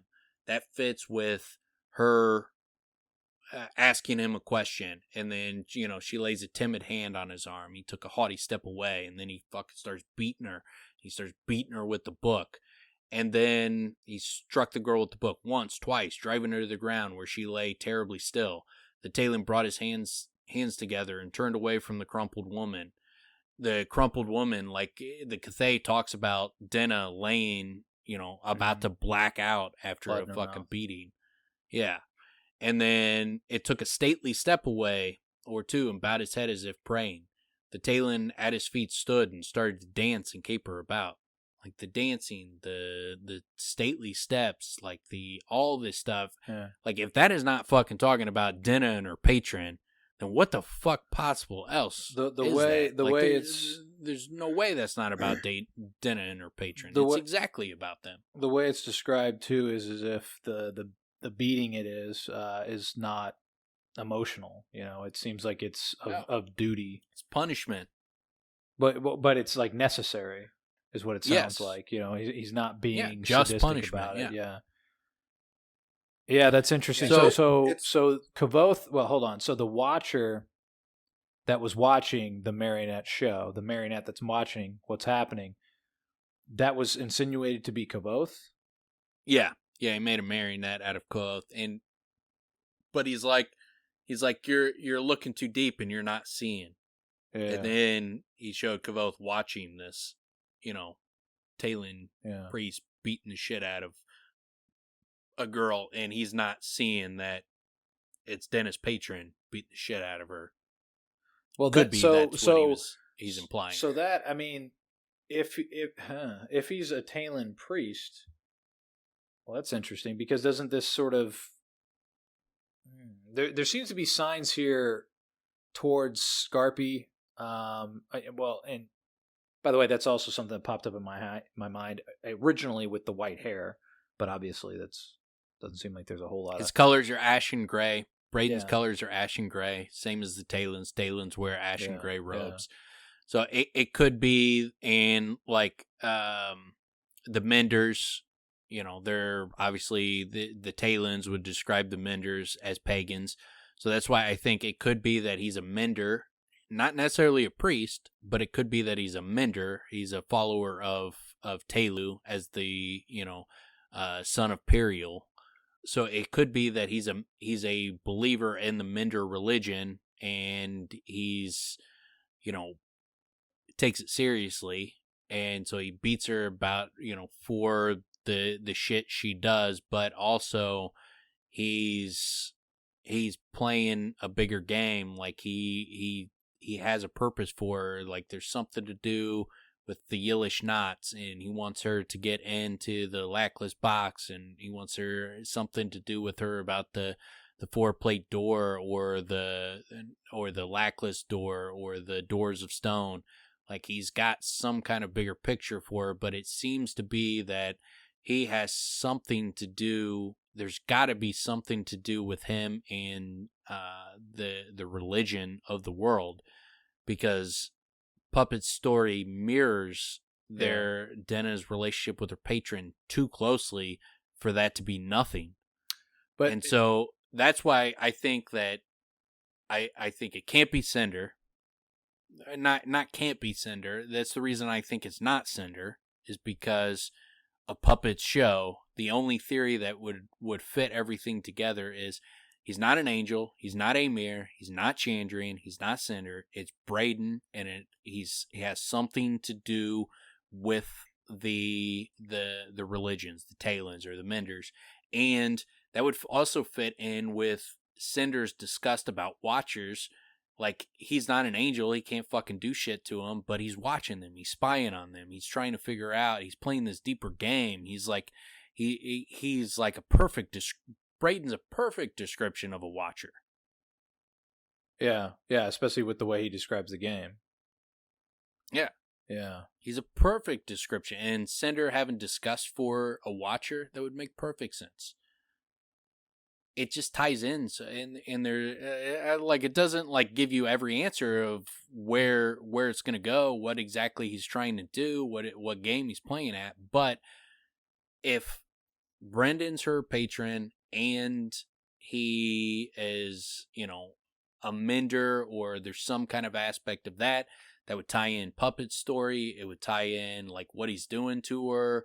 It would tie in like all the clues. Like, there's no hole. There's no like, oh, that wouldn't make any sense. There's nothing about it that wouldn't make any sense.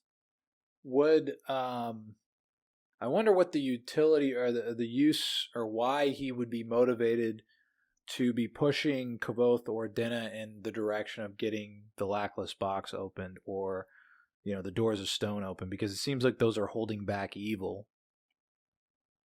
It could be it seems to be insinuated. Maybe they don't think what happened to Ajax was justice being done. So they're undoing wrong from the past. Maybe they think that everybody should be free, and then we will judge them from here on so out. That I don't know. I mean, that's just, that I don't think that's the case. I think that would be whack. Well, I was going to say, I mean, if that were could the be case, there could be some kind of purpose like that. That would again ally him with something. Well, in all of these sort of use that he would serve separates him from an angel, because he can't. I mean, in that sense, he's not supposed to be able to dictate what's happening in the past, or act upon, righting the wrongs of the past. That would make him either like a Talon or a Minda, right? And that's kind of what falls him in, or puts him in that regard as well, it seems.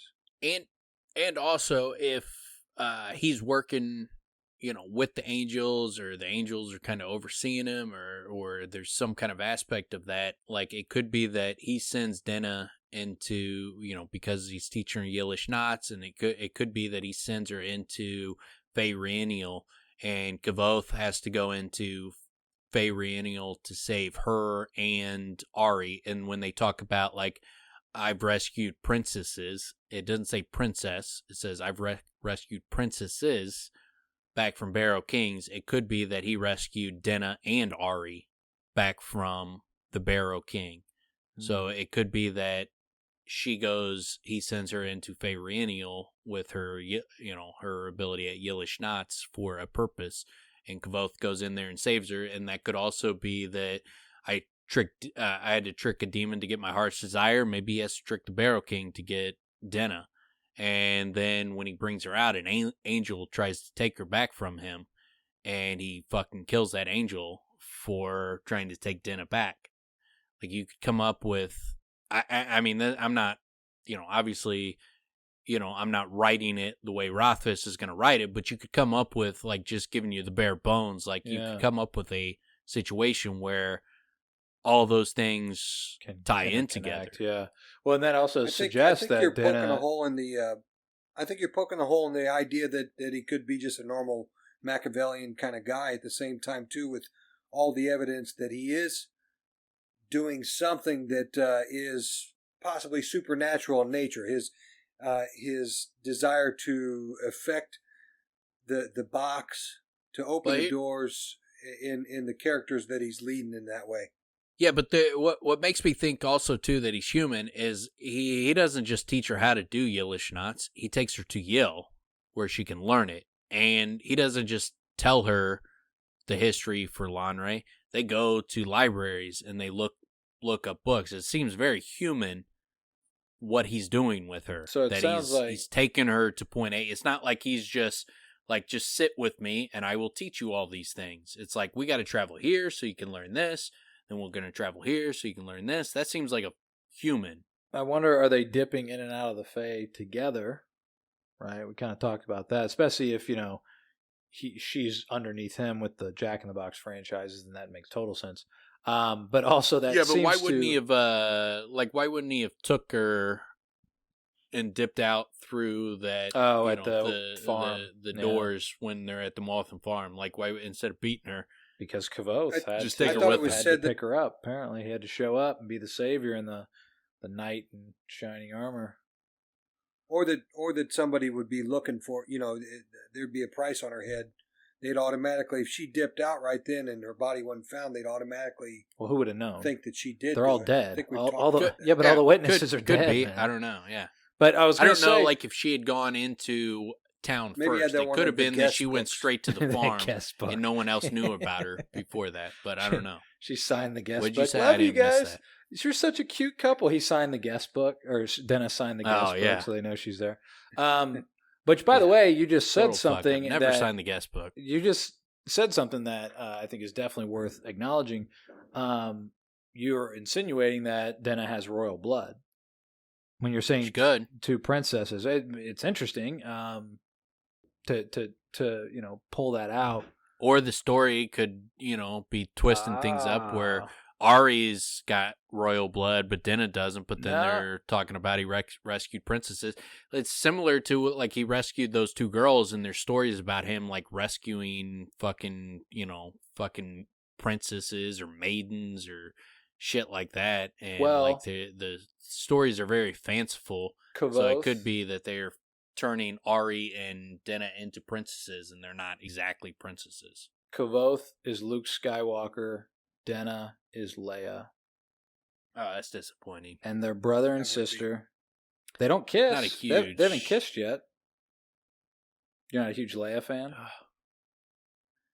I'm not a huge fan of incest.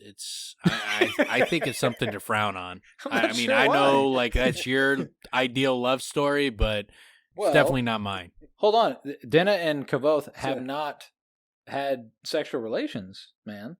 So, yeah, it's just not my ideal love story. Like I don't, it's not a little like weird. It's definitely a weird twist for the Star Wars. I don't like in a book when like this great love story where I want two characters to get together, and then like he's like, oh, by the way, you've been wanting fucking brothers and sisters to have sex with each other. That's what you've been hoping for this whole time. You've been hoping for incest, you fucking freak. Rothfuss just fucking trolling the shit out of us. It's like, you're gross. You're gross. You've been fucking wanting incest in this story, you sick bastards.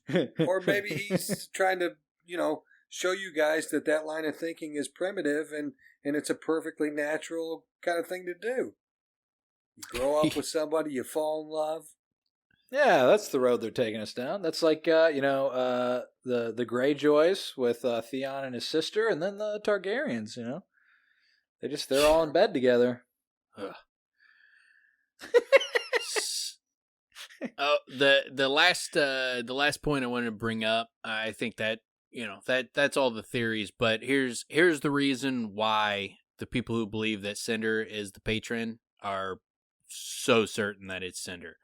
Rothfuss, in a blog post, he was talking about like in between after he wrote the first book, and then he's going on, he's doing all these interviews and tours and all this kind of shit, and then he kept promising that he would have the second book out in a year. He's like, oh, I've already wrote all 3 books, so I'll have the second book out in a year, and then the third book a year after that. And this is in 2007. Wow. I've never heard that. Wow. So yeah, this is like 14 years ago. Talk And about trolling. Shit. Well, Yeah. well, then he's like, he looks at the main, his manuscript for the second book, and he's like, it was to the point where it was like on chapter 31, it says, Kavoth does something interesting. Like, it's like shit like that. That's it. That's all he had. He was just like, wow. Kavoth does something fun here in this chapter. Kavoth does something interesting in this chapter. And he didn't have anything written in it. So, like, it was just bare bones. And so he had his pacing down, so that's good enough. Then he starts writing, and he's like, writing for a month. And his publisher was like, yo, send me the fucking manuscript so I can look at it. I need to see this. You're telling us we're going to put this out in, 6 months or whatever. I need to see what you've got so far. And then he's just like, hold on. We gotta touch up a few things. And he's just fucking trying to fill out the book. And so the first manuscript he sent her was 150,000 words shorter than a wise man's fears. 150,000 words shorter. So he says, the manuscript I gave Betsy was 150,000 words shorter than the eventual print version of the book. Bashette didn't exist at all. Wow. Braden didn't exist at all.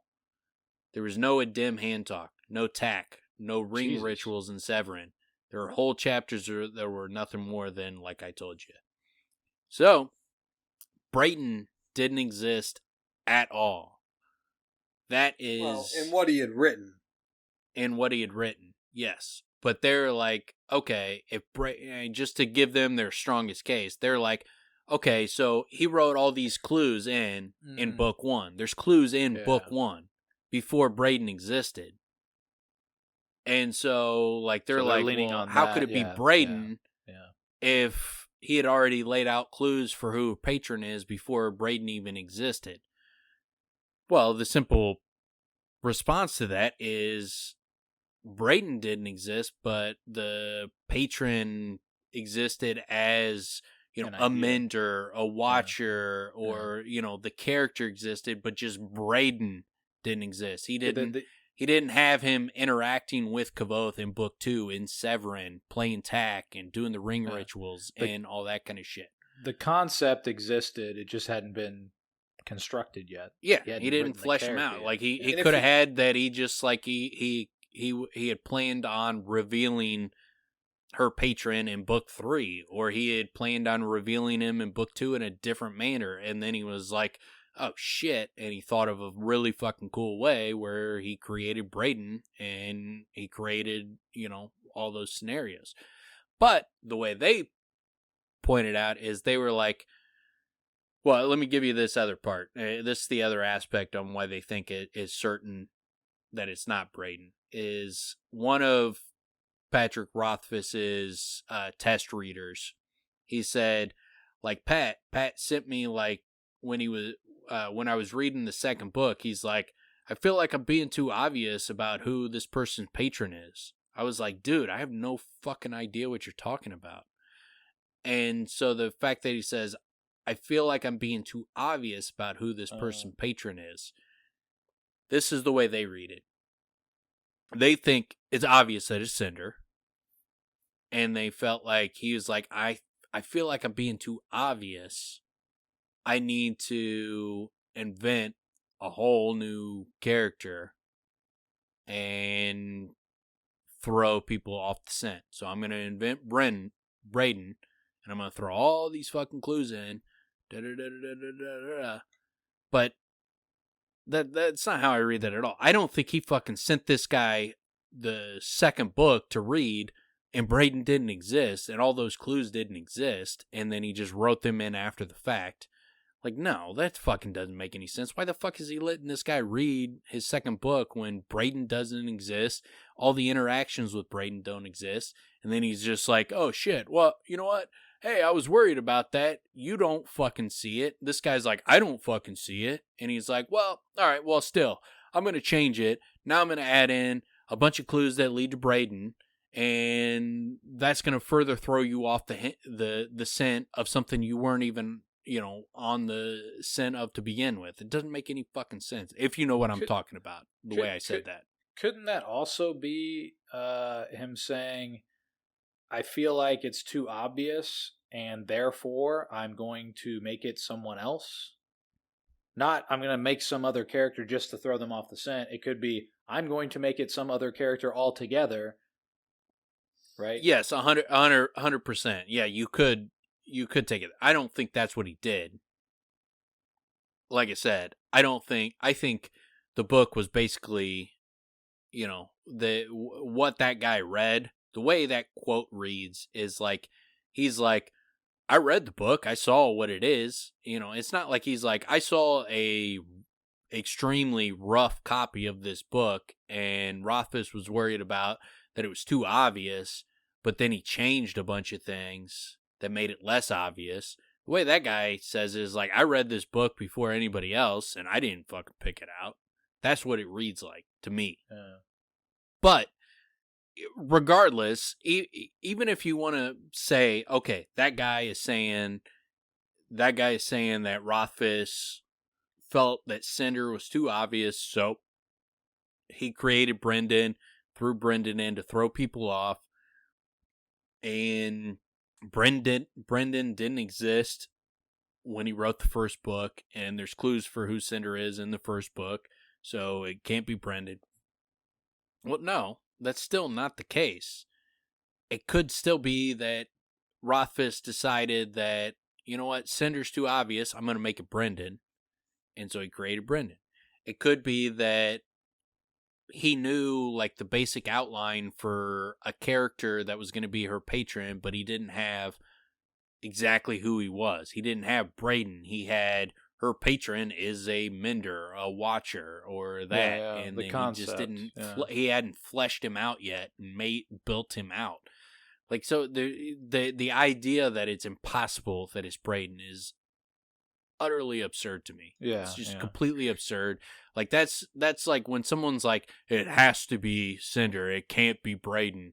It's like, no, what you're telling me there is you are so wedded to your position that you're unwilling to look at any possible, because it's not logically impossible for it to be Braden, and it doesn't make Rothfuss a hack writer if it's Braden. Like, I can come up with plenty of reasons without making him a hack. The other thing is, with him saying, that he didn't exist, but the patron doesn't even really exist at the end of book one. I mean, he exists. He's a character, but you never have any interaction with him. He's talked about. There's never.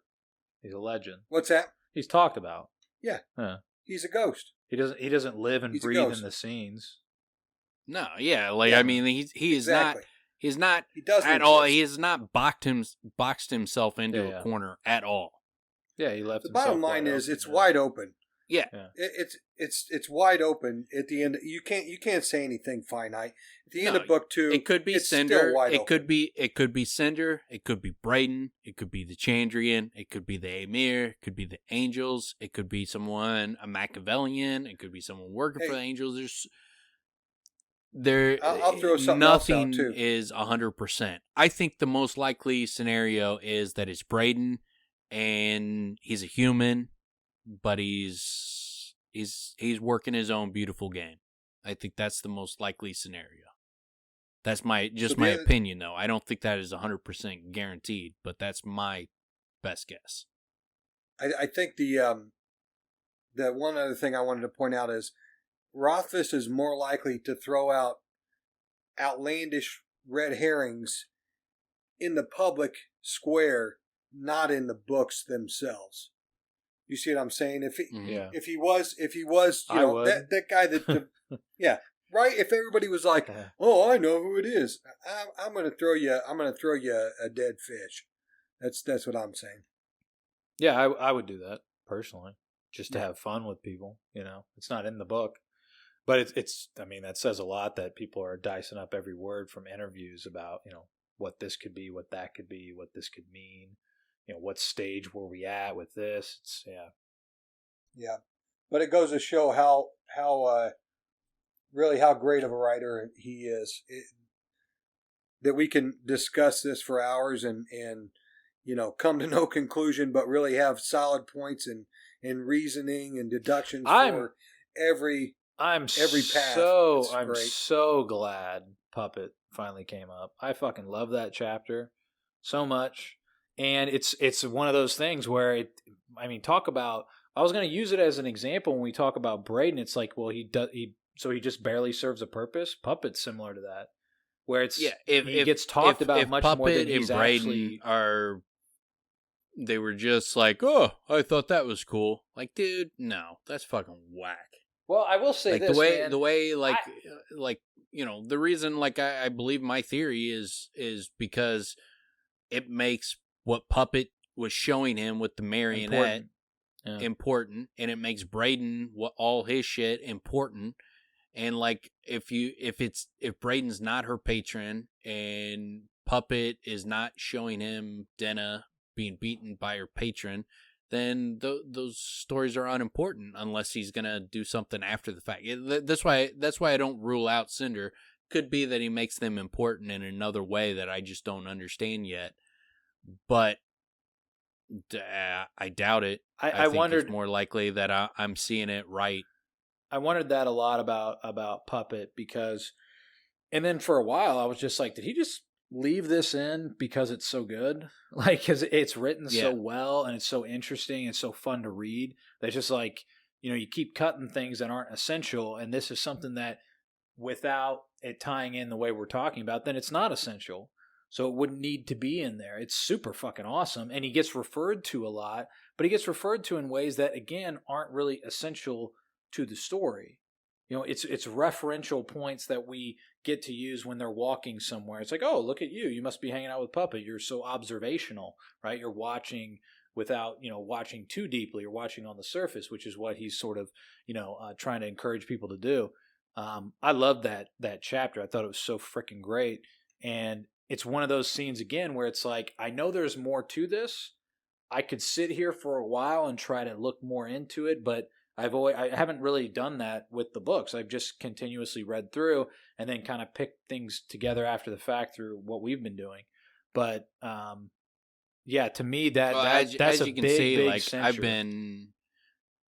I've been sitting on this shit for 10 years. So like, I've been analyzing this, who her patron is probably one of the things I've analyzed the most. And like, so like, I've been sitting on this shit for fucking 10 years. Like, Braden, it was like, yeah, this is a good one to get out. Braden, the way you put it together, I kind of felt like you just threw it all together today. Yeah.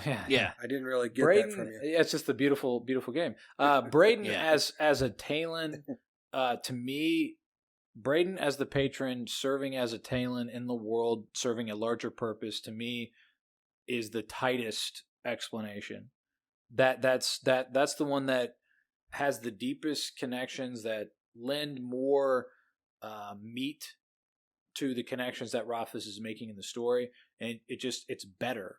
That's better. It seems so much more interesting than Cinder's or fucking patron. Yeah. Like, that doesn't seem interesting at all. That seems like fucking Lord of the Rings, good versus evil. It seems fucking, like it's the obvious. He's on the side of the Emir, and she's on the side of the Chandrian. I don't even good say it's versus obvious. bad. Well, it's not in the same. Hey, I'm not going to let you bash Lord of the Rings, because that's the way it's written and that's the way it is. I'm just saying. Okay, I'm just saying. I understand. That's not the way this is written. Yeah, I was going to say. I was like, yeah, that I'm not. I like the Lord of the Rings. I'm a fan of it. I think it's good, but it is very black and white, and this is not a black and white story. Right.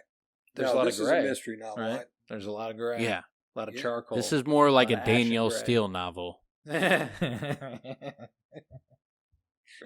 He's working in the subtleties. He's playing in the subtleties and pulling. She deals in the gray. Like, I mean, that's just, anytime anybody's going gray, that they're going Danielle Steele. But like, he's like look, if George R.R. Martin finishes up Song of Ice and Fire and is very black and white, there are clear good guys, clear bad guys. It's all very, very cut and dry.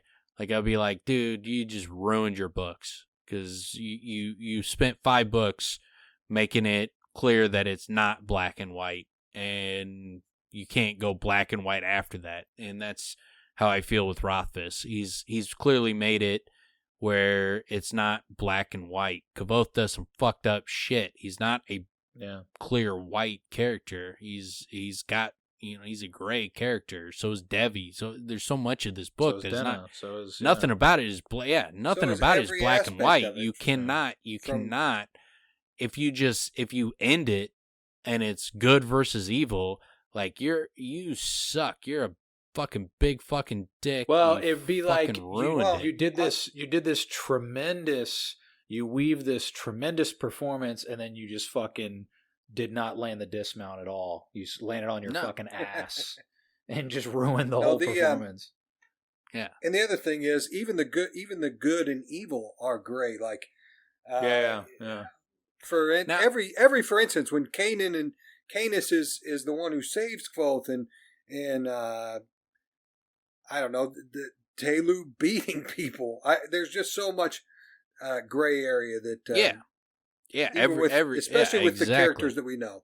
Yeah, exactly. And now again, just for the people who are massive fans of her patron being Cinder, I'm not saying that it's impossible for Cinder to be her patron and for it to be a good story. You could still do that.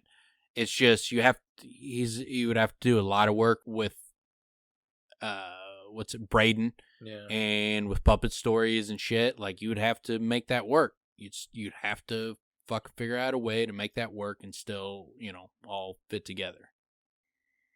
You could. I mean, he's a great writer. He could. I just don't see it as clearly as I see the other. Yeah, theory. Dan's fandom for Brendan Fraser linked in there.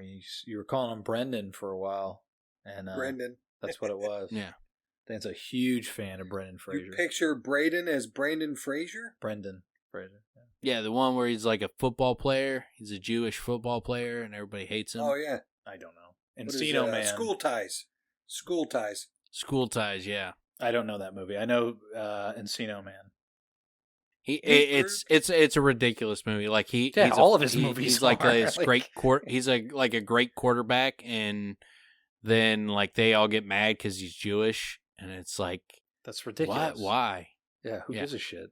It's like the the great Bill Burr quote. Like, how many of these movies like are we gonna do? Like, it's like with the black guys getting into swimming and shit, and he's like, get those guys out of the pool. I like. This is a white man's swimming pool. I like Airheads, and I like Encino Man. Great. But that's about it. Yeah. The rest of his movies, no. Sorry. Hey, there was a movie where There was a movie where he was he lived underground his whole life because his dad thought that the Russians dropped a nuke, and then he comes out and he's like this kid from the 60s in the 90s. Anyway, it's a good one. They basically then sounds like Powder. The Unbreakable Kimmy Schmidt or whatever, like they basically stole that plot and made a Netflix show about it. Is that what that is? I've never seen any of this. I'm saying the Netflix show stole it from what you're talking about, because that is almost the exact same plot of the Unbreakable Kimmy Schmidt or whatever. Well, she was like in a bunker with some dude who's basically like a David Koresh guy. It's fucking, and then comes out decades later and is like, she's like, she doesn't. Happens. Yeah, exactly. Yeah. So like when you say David Koresh, it's like super cool and really hip and really handsome. Is that what we're talking about? Yeah, Jesus. Yeah, that Jesus thing going. Jesus Reborn. I think actually, you know what I've always seen David Koresh? I've always seen him as Jesus showing dick root. Yes. That's how I've always pictured him. If Jesus was walking around wearing fucking V-neck shorts, that is David Koresh. And for all of our listeners, if you're not wearing V-neck shorts, like, you're missing out. V-neck shorts, you're not getting any ladies without V-neck shorts. No, by the time they hear this, the trend's probably going to be over. No, never I end. mean, but it's what's in right now. It's one of those that'll never end, dude. You know, just it's such a good look. Dick Root will never die. Oh shit. You know, I don't think we should really go any further than that. Like, I think we can, you know, originally we had planned on 4 definitely were chapters. thinking about biting off way more than we could chew. 4 or 5 chapters. We were thinking we were going through 76. I think next episode we'll finish up 72 and go to 76. I think that we got 5 pages in to 72. Yeah. Yeah. It was that's good, what I'm though, saying. man. We might as well leave fun. the rest of 72 for next week. Yeah, for sure. But that Did we lose you, Fitz? Yeah, he's frozen. Yeah, we lost Fitz. Either that or he's got his of mice and men little grin going on over there. Yeah. He looks like a simpleton. He's fucking. This is just good. Holding a fucking pause on there, like just to throw us off. We have a good consistent. We definitely lost Fitz. We have a good consistent thread of losing Fitz towards the end of episodes. This has happened quite a few times. What the hell? It keeps. Yeah, this is definitely 2 straight episodes.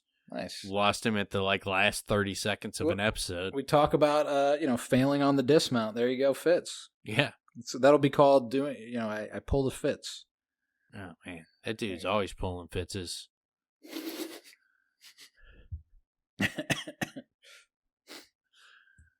Oh man. So I guess that's the next next week is we'll finish.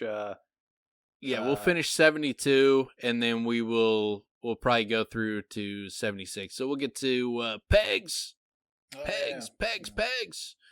and then we'll get to the him going up to the Grey Stones and the Dracus. We'll get the introduction to the Dracus. Yeah. So we'll get to all that. We'll be able to I got one little bit theory shit to get into on the Grey Stones, but then we also have the rest of it we'll be able to kind of fucking knock through.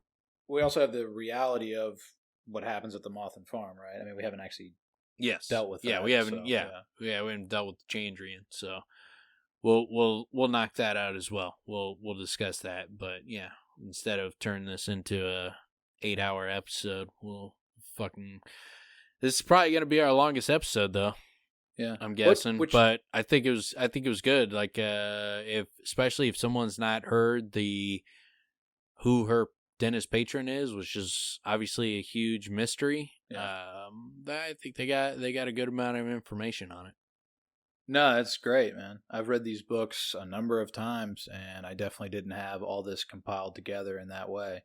So that was huge for somebody like me who's read these books many times and has been talking about them for a while. And it's really impressive how it doesn't matter how many times I listen to episodes or read chapters and how many times I go through the book, it just doesn't lose steam. No. Which says, the book is definitely at least decent, you could say. It's okay. I think it definitely lives up to decent read. Yeah. No, I don't think people should spend much time talking about it, thinking about it, but yeah, clearly but it's okay. Clearly, that's you don't want to spend too much. Don't waste your time on it. Like if you're spending 3-4 hours a week on it, dude, get a life. Jesus. Oh, speaking to that, we haven't really given this advice yet, but for anyone who thinks the episodes are too long, you can pause one episode. Listen to it over multiple occasions. Nope. You turn it on, cannot turn it off. Is that from episode 1 through the end? Yeah. Oh my gosh. Yeah. Whatever. Once you start, you can't stop until you're caught up. Oh my goodness. So, sorry. It's gonna be long. Yeah. Fucking get on that. Get on that Adderall. Jesus. You got a lot of hours. Quit your job. Stay up a lot of fucking days in a row. Take some vacation hours. Take some time off work. Go to a shed by yourself. Yeah, it's definitely. Even though you just said don't spend too much time thinking about it, but yeah, go ahead and just quit your job and do this. Tell them you're listening to Dan. They'll know what you're That's talking it? about. That's all that you need to explain? Yeah. Oh, okay. I'm listening to Dan. That's right. Oh, understood. Understood. Take as much time as you need. Oh, you mean like Dan? Yeah. Yeah. Totally felt you. I did that last week. Totally feel you. You're getting through this in a week? Yeah, you should. I don't know how much time it took, but yeah, whatever. Well. 2 weeks, 3 weeks, whatever. Don't fucking fact check me. I thought you were Dan. Thought you'd hold up to that. All right, folks. We will see you guys next week. Peace out. Bye-bye.